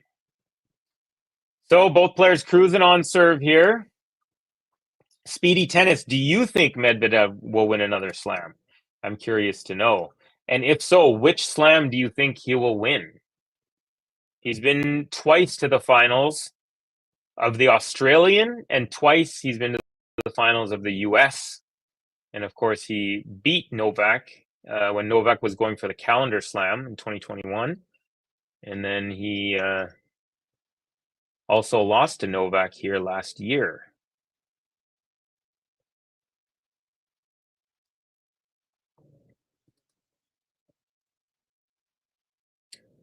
Sinner with a game point chance here to take a 3-2 lead. Only an hour and 39 minutes now left in this match. Sorry. Only an hour and 39 minutes gone in this match, not left. Gone. Has passed. That's time passed. Under 2 hours. And at this pace, it's possible that Sinner could win an entire final in under 2 hours. which would be a bit of a surprise. But he won't win it like that because he just hit a double fault. Still game point, though, 40-30 for the world number one. Will Grigor ever win one? Sadly, if you're asking me right now if I think he's going to win a major, I'm going to say no. Do I think it's impossible? I do not think it's impossible. But just right now, if you're asking me, my gut says I don't think he will. Unfortunately, I would definitely love to see him do that. I just don't know if he has it in him with the age, and he would need another kind of draw opening up like this. So that's my answer there. But let's hope I'm wrong, because it would be nice to see him. He's such a smooth player, and I love the way he moves around court, and he's kind of effortless in many ways. Speedy Tennis, yes, I'm a big Medvedev fan and have faced 2 heartbreaks in Australian Open. Hope he wins the AO. Yeah, those 2 they were especially heartbreaking because he was up 2 sets to love both times. So, yeah, that's really, really tough. But, you know, just the fact that he made it to the US Open after he'd blown one of those shows that he has the resilience and he can do it. Marge, will Sinner get the double at AO next year? Do you mean will he win will he defend the title? If that's what you're asking, I think he has a very good shot at it. I think Medvedev, Djokovic, Alcaraz, and maybe 1 or 2 other not newcomers, but like guys like Fritz or Zverev or whatever might be in the mix, but I don't know that Sinner. I'm not going to say he will do it, but he definitely could very well do it, without a doubt. Dave K. Graff and Wielander did the Aussie US Open hard court double in '88. Thank you, Dave. Yeah, see, I wouldn't have been able to do that sort of research. You got deep in there, bro. 1988. It's almost, 40 years ago. Grigor might win one, but Zverev won't win one, says Forceful61. I think it's supposed to be forceful. I feel like it's supposed to be forceful. Anyways, you know, I actually think the other way around. I think Zverev might win one, and I don't think Grigor will win one. Although, if you're asking me out of these 2 who I want to win, I will definitely say I would rather Grigor wins one than Zverev. There's more, in my mind, I'm more fearful that Zverev is going to win than not. Arsenal EPL champion saying, is Kalinskaya single? Damn. No, she is not. She is in Jannik Sinner's box. And I guess they were dating, and they were girlfriend, boyfriend, and they asked Sinner at one point. Did he hit that? Ooh, Sinner with a beautiful angle there. Take a lot 15 lead. But it looks like Fritz has come back to level it at 15 all. So Kalinskaya, they were dating apparently, or everyone knew that it was a thing. And then there was reports that Kalinskaya deleted him from Instagram and took all the photos or whatever. But then now she's back in his player's box. So I'm assuming that they're still together. Speedy Tennis saying Fritz needs to take 1 set off Sinner so the final is at least competitive, because this is the boring final of 2024 in slams. Completely agree right now. Just very routine. You know, no one's having to do anything extra or special. And there you go. Fritz with a forehand, and he just routine rally ball, tried to push it up the line, but pushed it about 3 feet long, and now Sinner with a big chance, 15-30. And if Sinner can get a break here, showing the owner of Twitter is at this match. Elon Musk. Surprised you didn't hear a bunch of boos. I know a lot of people don't like that guy. I don't really know what I think about this guy. He's kind of weird. I've heard he's like a really odd dude with his kids and stuff like that. Whatever. You never know until you actually know these people. Snahill, I remember Nishikora had a slam final, not comparing him with Fritz, but this feels similar. Not a bad. I didn't actually watch that final that you're talking about, so I can't fully agree or not, but I like where your head's at. I could see the similarity. I could feel the similarity. Sinner forgot to ask me for permission because Kalinskaya is with me, says Alex. As long as no one goes after Ava Lease, I'm happy. That girl, hopefully one day I'll meet her and she'll fall in love with me. Are JG and Ben watching the final or skipped it? Well, I know Ben has. He's currently moving out of his place, so he's got some work to do. So he was here at the beginning of the match. He might come join me at the end. I'm not sure. But with the way that it's going and the fact that Sinner has a break point, it very well could be that the match will be over before Ben's back. All right, second serve, Sinner for the break, and then a chance to be just a couple games away. We got a forehand from Sinner, forehand Fritz, forehand Sinner, all up the middle. Now Fritz goes to the backhand of Sinner, cross court, backhand Fritz. Now forehand inside out, Sinner, backhand Fritz, backhand Sinner, backhand Fritz, backhand Sinner, all cross court, backhand Fritz, forehand Sinner, inside out, backhand Fritz, and just caught the back of the line. Forehand Sinner, cross court, and he misses it. It goes wide, and Fritz saves a huge break point. Level here at deuce. Wow. Federer has a book out, mostly a picture book of his career. Alex BG1. I actually started watching Federer the final 12 days on Prime. But it's just about the final 12 days from when he announces his retirement to the Laver Cup. So I actually haven't finished it yet. I fell asleep. But that was kind of fun. The one thing that I really, really love watching is sorry, I was getting a phone call. Serena in the arena. Now that is awesome. Like it goes like year by year kind of, and it shows like, shows her kind of growing up. And it shows her becoming, a champion, beating her sister finally in major finals, and then just kind of going off. But that is really, really, really dope. I highly recommend Serena in the arena to anyone who has the ability. I think it's on ESPN Plus in Canada. It's on TSN Plus. But yeah, if you get a chance, if you're a tennis lover and you like Serena, definitely worth the watch. Fritz with a beautiful inside-in forehand. Saves a break point, and that is some good juju, some good energy from Taylor Fritz.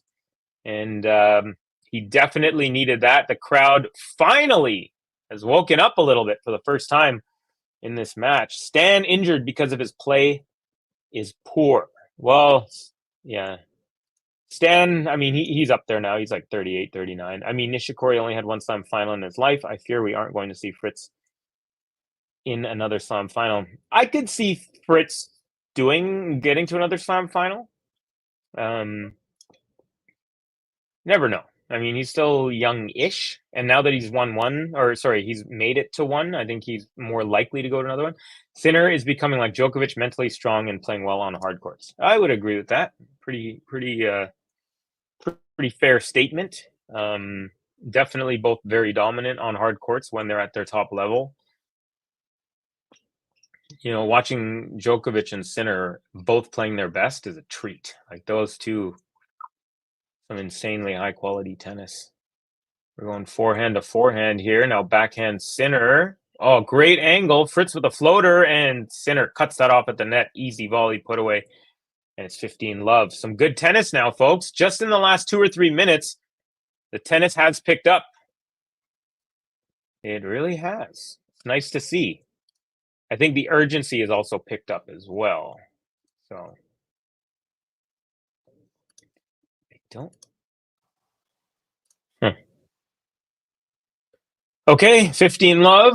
Jannik Sinner, world number 1, 3 games away from a second major title and second of this year. He's been on fire, folks. I think he's his record is like 74 and like 9, I think, since the beginning of last year. It's something, or no, sorry, since the end of last year's US Open. So he basically became Superman after the US Open last year, went on a ridiculous tear, Asian swing, indoor hard court swings, and then end of year finals, beat Novak in the round robin, then lost to him in the final, and then of course beat him in the Australian Open semi. Okay. Ooh, who did you have in the final pre-tournament, Covey? I had Zverev on one side, and I had, honestly, I don't know. I didn't think Alcaraz was going to do it, and I didn't think Sinner was going to do it. I thought it was just going to be some other person. I just wasn't sure about the whole like doping thing with Sinner and Alcaraz. I just felt like when he lost the Olympics, it was similar to when he lost Cincinnati last year to Djokovic. And nice little lob from Fritz over Sinner's head. Sinner gets to it, lobs it back, and Fritz comes to the net and rips an overhead winner. He's up 15-30 on the Sinner serve. So the energy is really starting to pick up here. So yeah, I had Zverev on one side, and honestly, I don't know if I had someone that I said. I don't know. But I think maybe I don't even remember. I honestly don't remember. Oh yes, thank you, Medvedev. Medvedev was who I thought as well. I had Alcaraz, Zverev. Thank you. I was like, I'm forgetting someone, and it's the other main guy who. Yeah, I thought because Medvedev was looking really good in his 2 matches before Sinner, and I thought, oh, okay. And on the women's side, I had Sabalenka. I did not have Pegula making the final, but I had Sabalenka in the final, and I have had her winning it. Hey, he's back. How's it going? Good. Just chatting with the chat. Big moment. I'm coming back. Energy is picked up. Sorry? Yeah. Big moment. 2 break points. Yeah. It's looked better since I was gone. So it was even, and actually Sinner had a chance to break in the last game, and Fritz stepped it up, and then the crowd really went a little crazy, and they've kind of rolled it over after the changeover into this game. So now the crowd is involved in the match, and Fritz looks like he's got a jolt from them. So I'm gonna go ahead and say Fritz has looked better. He's been coming up a little bit more, and he's been forcing Sinner side to side a little bit more than he has throughout the rest of the match. Interesting. And there is the break. Taylor Fritz stamping his authority. Is it the big comeback? Oh, about it.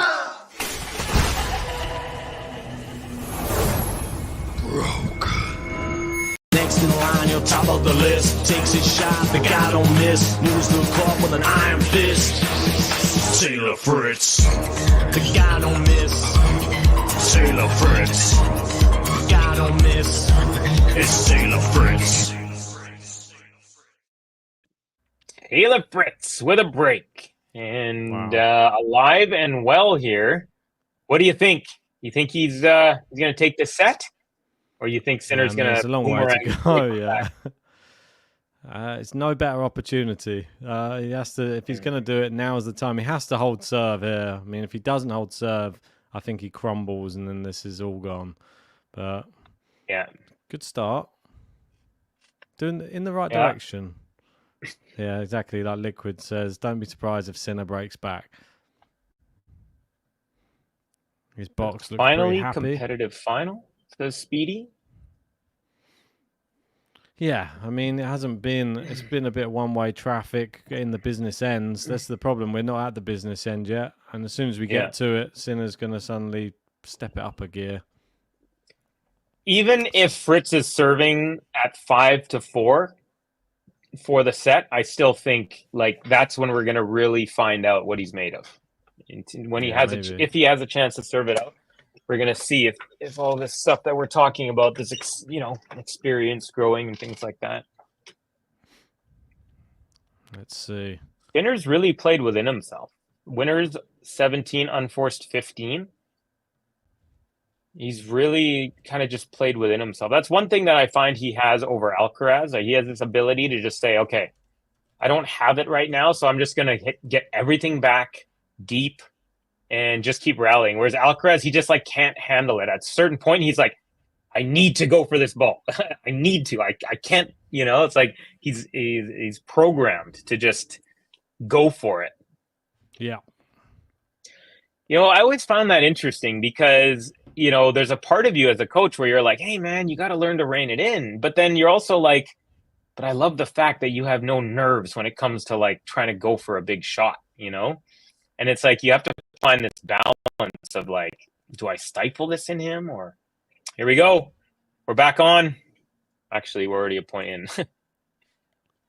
I might have to let you do the play-by-play on these. Liquid 2 used to talking about boxing, saying this ringside camera on Sky Sports is so bad. I mean courtside. Mm. Yeah, they're not. Yeah, I'm not getting that. Showing it here, so. Oh, into the net by Sinner. 15-0. So Sinner got broken off a double fault in the last game. Poor. Have you noticed like a lot of players getting broken on double faults? Like a lot. You know, I know it happened to Alcaraz a few times. I saw Tiafoe like completely choked when he was up 2-1 up 40-15. And up, the Fritz is going to do he was it down now. 4-5. Yeah. Jinxing Fritz. Uh-oh. It's a good rally. Good depth on the shots from both. Oh, wild from Sinner. It goes miles wide with his backhand. It is 30-15. Fritz just doing enough at the moment. We got Forceful saying, are there many celebrities in the crowd? Of course. There are tons of celebrities in the crowd. Oh, we saw Dustin Hoffman, Matt McConaughey, Noah Lyles, Taylor Swift. Taylor Swift, yeah, Patrick Mahomes, Travis Kelce, Darren Cahill. He's there. He's a big time celeb. Yeah, it's a crowd of sensing the moment right now. Oh yeah, Fritzy with an easy +1 right at the net. Are they going to give? Oh, is he going to give? Oh, there's the double fault.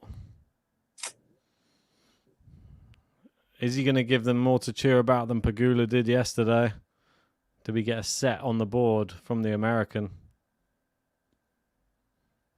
I like in the speeches with the trophy ceremony yesterday, Pegula was like, "Oh, I wish you gave me one set," and Sabalenka was like, "Oh my God, that was such a hard match. I can't believe you're asking for a free set." Yeah, I mean Fritz right now Uh-oh. starting to fall apart. A double fault, a shank.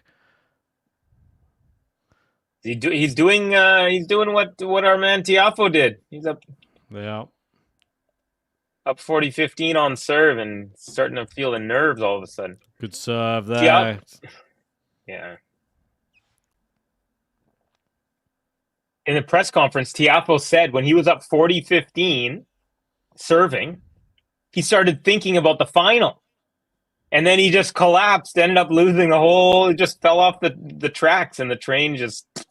Wow. It was incredible. Ace from Fritz, though, to hold. And it's one game away from taking this to a fourth. Incredible. Big hold, that is. Looked like he was going to bottle it. Normally he would choke. In past Grand Slam tournaments, you would have seen him get broken there. All right.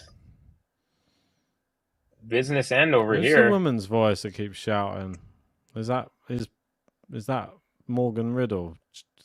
I used to keep hearing saying, "Come on now, Taylor." There's like really? Girl's voice keeps coming in. I think it must be her in his box. I don't have audio on this iPad because it bleeds in, so I can't hear it. But it's so funny. Whenever someone says Morgan Riddle, I think of Voldemort because his name was Tom Riddle from the Harry Potter. So I always think of Voldemort when I see her. Not because she looks like Voldemort or anything, but just purely because of the Riddle last name.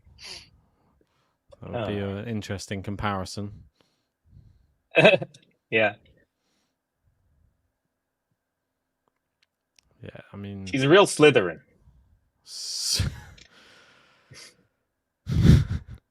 All right. Sinner so far an that was easy a game. terrible ball toss by Jannik Sinner. Why did he choose to hit that? He threw it so far behind himself that he just overstretched to try and hit the serve. It was a double fault. Bizarre that he tried to hit that. Tell me what you think. It's just coming up now. It's second, right? Yeah, second. Oh, yeah. Yeah, I was way behind his head. Like bending over backwards. I think he was trying to get a heavy kick on it. I know, but it looked like the ball toss was like not high enough, I swear. It was so far back. Yeah. It was like behind and not high enough. It's like he kind of rushed it. Well, he's sort of cruising through the service game at the moment.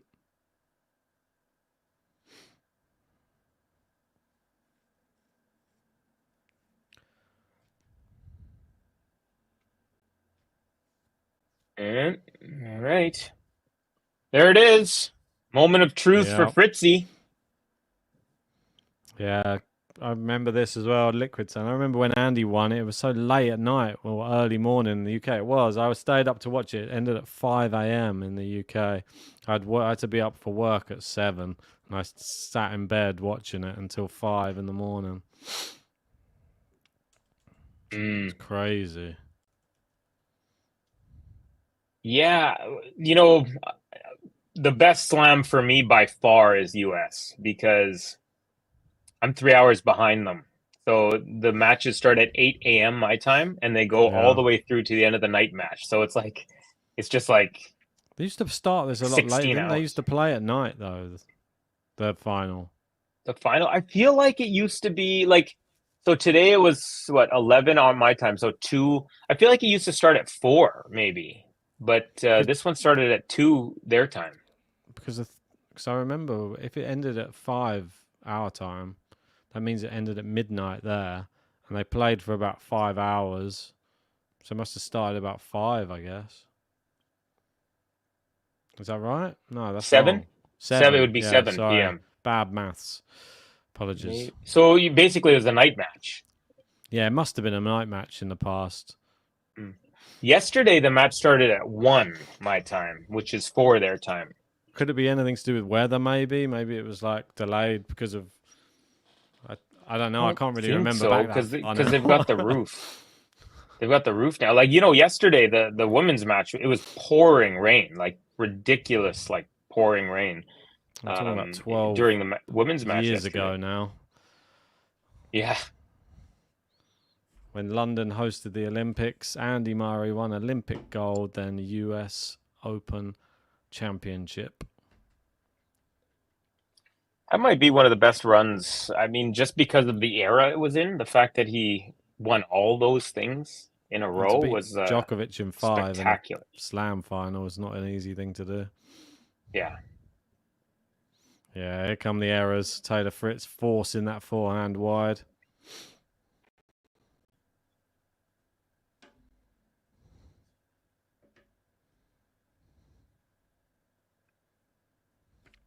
Liquid with some stats saying an hour and a half since Sinner lost the point on his first serve. Oh, it's a bad decision there from Fritz, but it's a great volley. Is Sinner going to get there? He does, but into the net. Good hands at the net from Fritz. Is it?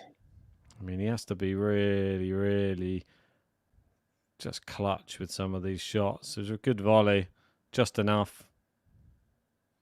Good serving right now by Fritz. Well, don't say it. Why would you have done?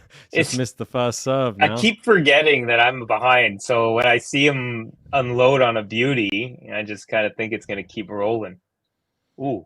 Well, they're into the rally now. Drop volley. This is where you'd think Sinner would become a little bit more consistent.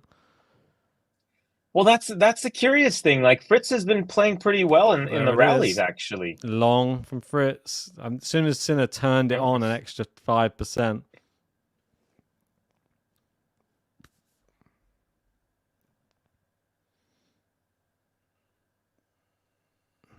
Yeah, sadly saying it's always difficult watching the non-European slams in Australia and the US.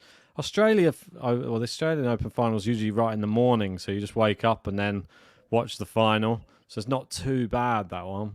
But the US one always used to be a pain because it's... And plus, all of the matches at the moment for us, last match of the night on every single day is it kicks off at like 2 a.m., which is terrible.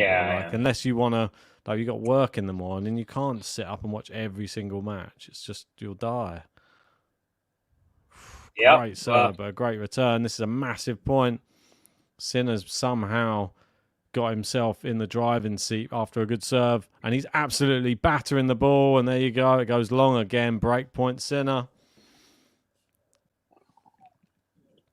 Just turning it on when he has to. Classic Jannik. This is why I do see the comparisons most with Djokovic and Sinner. Just turns it on in the big moments. That's when it's needed. Doesn't do it the other moments when it's not necessary. Do you feel there's a similarity between these two players' games?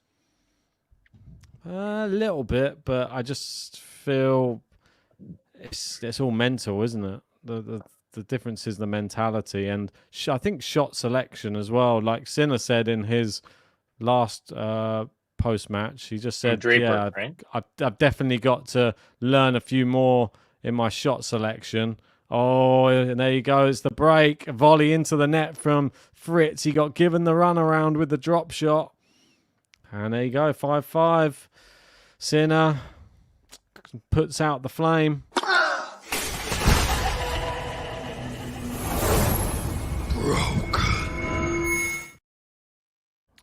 I only see it really going one way now. That front court, he just doesn't have balance. He doesn't have great balance, does Taylor Fritz when he's coming up to the net.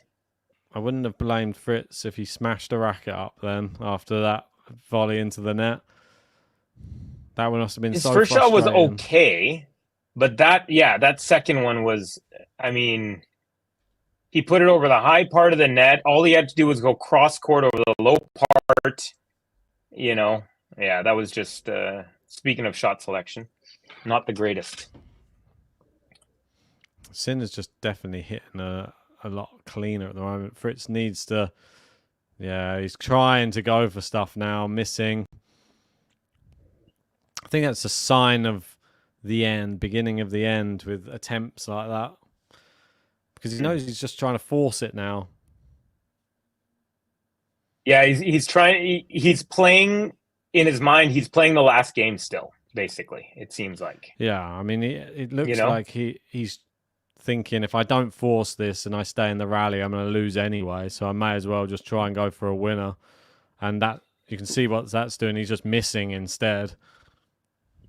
Right before you showed up, when you asked me who's been playing better, Fritz was actually starting to take over the rallies. The one thing that you never kind of thought that he had. And now, like you said, the pressure comes up and he's lost a little bit of that gumption. Great serve there. 30 love. Well, 2 hours and 7 minutes. I thought it was potential if he had the break. If Sinner got one of those breaks, I thought this match was going to be under 2 hours. It's weird because Taylor gets big pharma. Here you go. It's weird at the start of this set. I started making a thumbnail for the post-match reaction, and I filled in the final set as 7-5, which is interesting. The third. So, and I was interested to see that it's actually could pan out that way as well. So I might not even have to touch it. It might already be made perfectly. It's just a provisional. I had Tiafoe to win in a fourth set tiebreak in the semis. Yeah. And that's when he was serving at 4-5, 40-15. And I was like, okay, we're on the way here. And then I thought, okay, this is going to look good here. But no, it did not look good. Jannik Sinner. Uh-oh. Another double fault. Is he going to start getting a bit tighter now, knowing that he's closing in? Shot clock counting down. Maybe. We've seen Medvedev have trouble up 2 sets to love a couple of times. Oh, yeah. That was not a good second serve. Anna Kalinskaya there in the box, watching on. Yeah, she's lovely. Fantastic tennis player as well to boot. Yeah. When are we going to see them in the mixed doubles? Yeah. Both fairly good in the singles, question. though. So, oh, it's long from Fritz. What a waste! Quite a quick final so far. 2 hours 9 minutes, and we're nearly at the end of the third. In the semis, This was, I think we'd only just finished. Was it the second set? If not, we were still in it. Yeah. No, actually, we were definitely still in it. I think it was about 2 hours 10. I think for the first 2 sets. For the other semi, the Draper one. Yeah, the Draper one. Yeah. Here you go. Sinner will finish that off. Surely not going to get that back in. Nope. There you go. Game Sinner. 1 game away.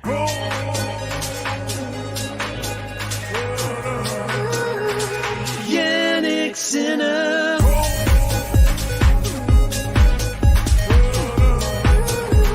Jannik Sinner.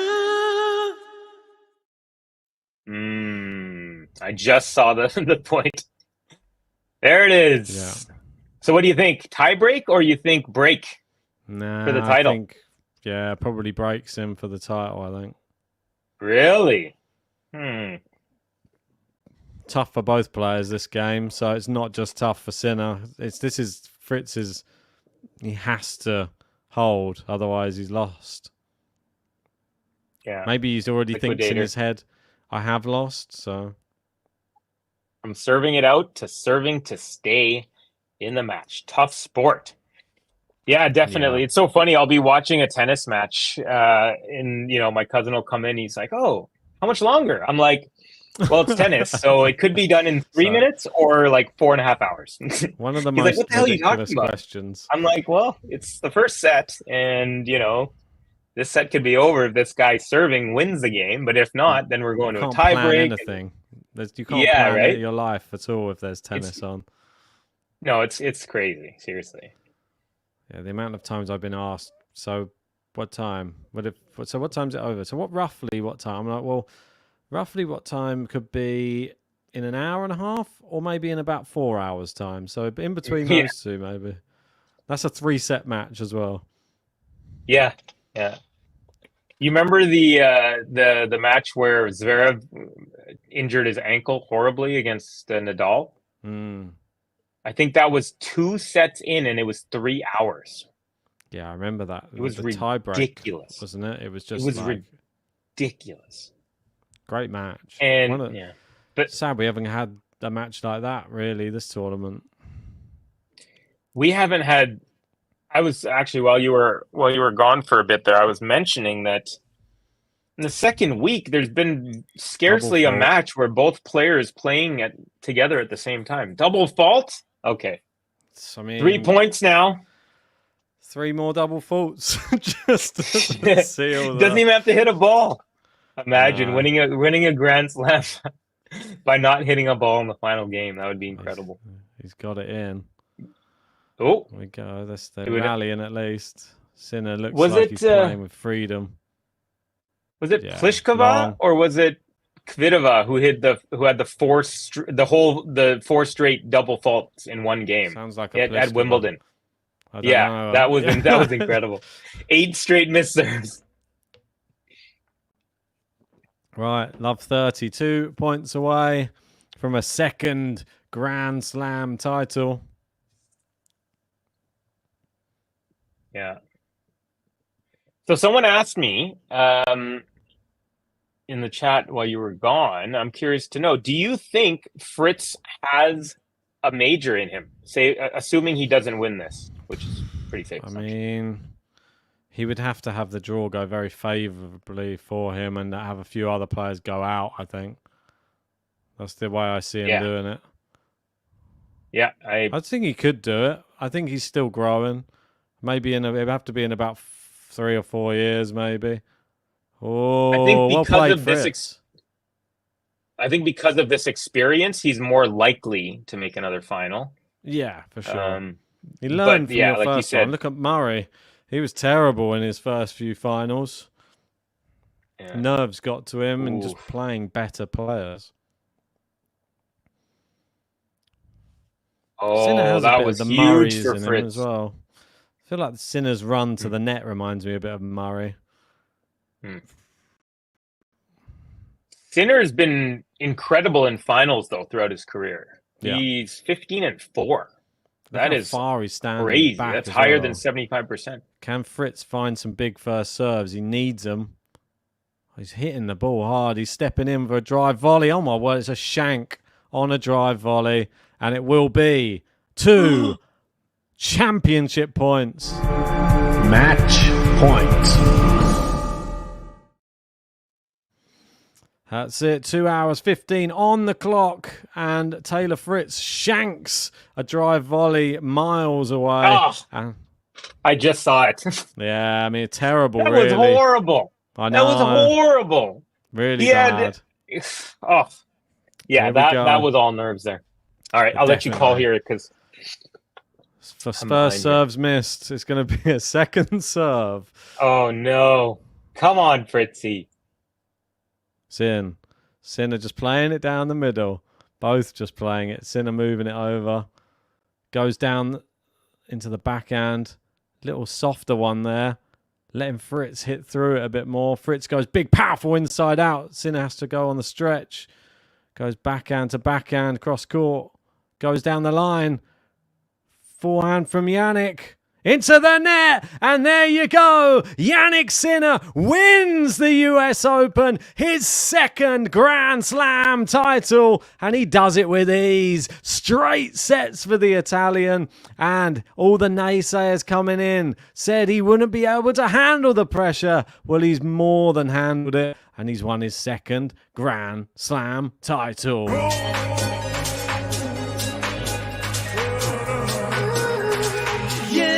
Sinner.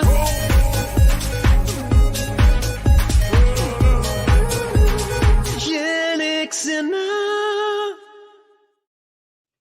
3, 4, and 5. Jannik Sinner takes his second Grand Slam of his career and of this season, bookending the year with a couple of Grand Slams. How about it, Ben? What do you think? Mate. Amazing. I mean, it has been the year of Alcaraz and Sinner. We've had Sinner with 2 hardcourt slams, Alcaraz with the Wimbledon and Roland Garros, and it's the new era. What can we say? Expecting to see those 2 names on many Grand Slams coming up over the next 4 or 5 years, because the others need to step their game up. And I'm not talking about the likes of Djokovic. He's been there, done it, got the T-shirt, might still mix it a few, but the rest, you got a long way to go, as that final score proves. Yeah, just 2 hours and 16 minutes, pretty much routine. Big points, big moments, no doubt. Sinner had it. Fritz showing a little bit of that nerve there, trying to serve it out here at 5-4. Wasn't able to do it, and then gets broken on his very next service game. So tough one for Fritzy, but as I think we all expected, Sinner comes through, and like you said, the tides have officially turned. Novak got his gold, but in the best of 5s, it's all the new gen. Well, I guess, is it the new gen? I know it's not the next gen. Whatever it is. I don't even know what gen it is anymore, mate. Yeah. It's the Alcaraz Sinner gen, right? It's Sinner gen. That sounds quite interesting. It's like synergize. But mate, I think we're gonna have it's to like a company name. I think we're gonna have to wrap this one up, because we're gonna do a post-match reaction coming out very, very shortly. You got it. Thanks everybody who joined. Well done to Sinner. Well done to Fritz for a good tournament. Thanks for everyone who did join, and we'll see you for the post-match reaction. That'll be coming up very shortly, and a podcast tomorrow. Cheers to Covey. Thanks so much for joining, and I'm sure we'll see you again very soon. So, over and out.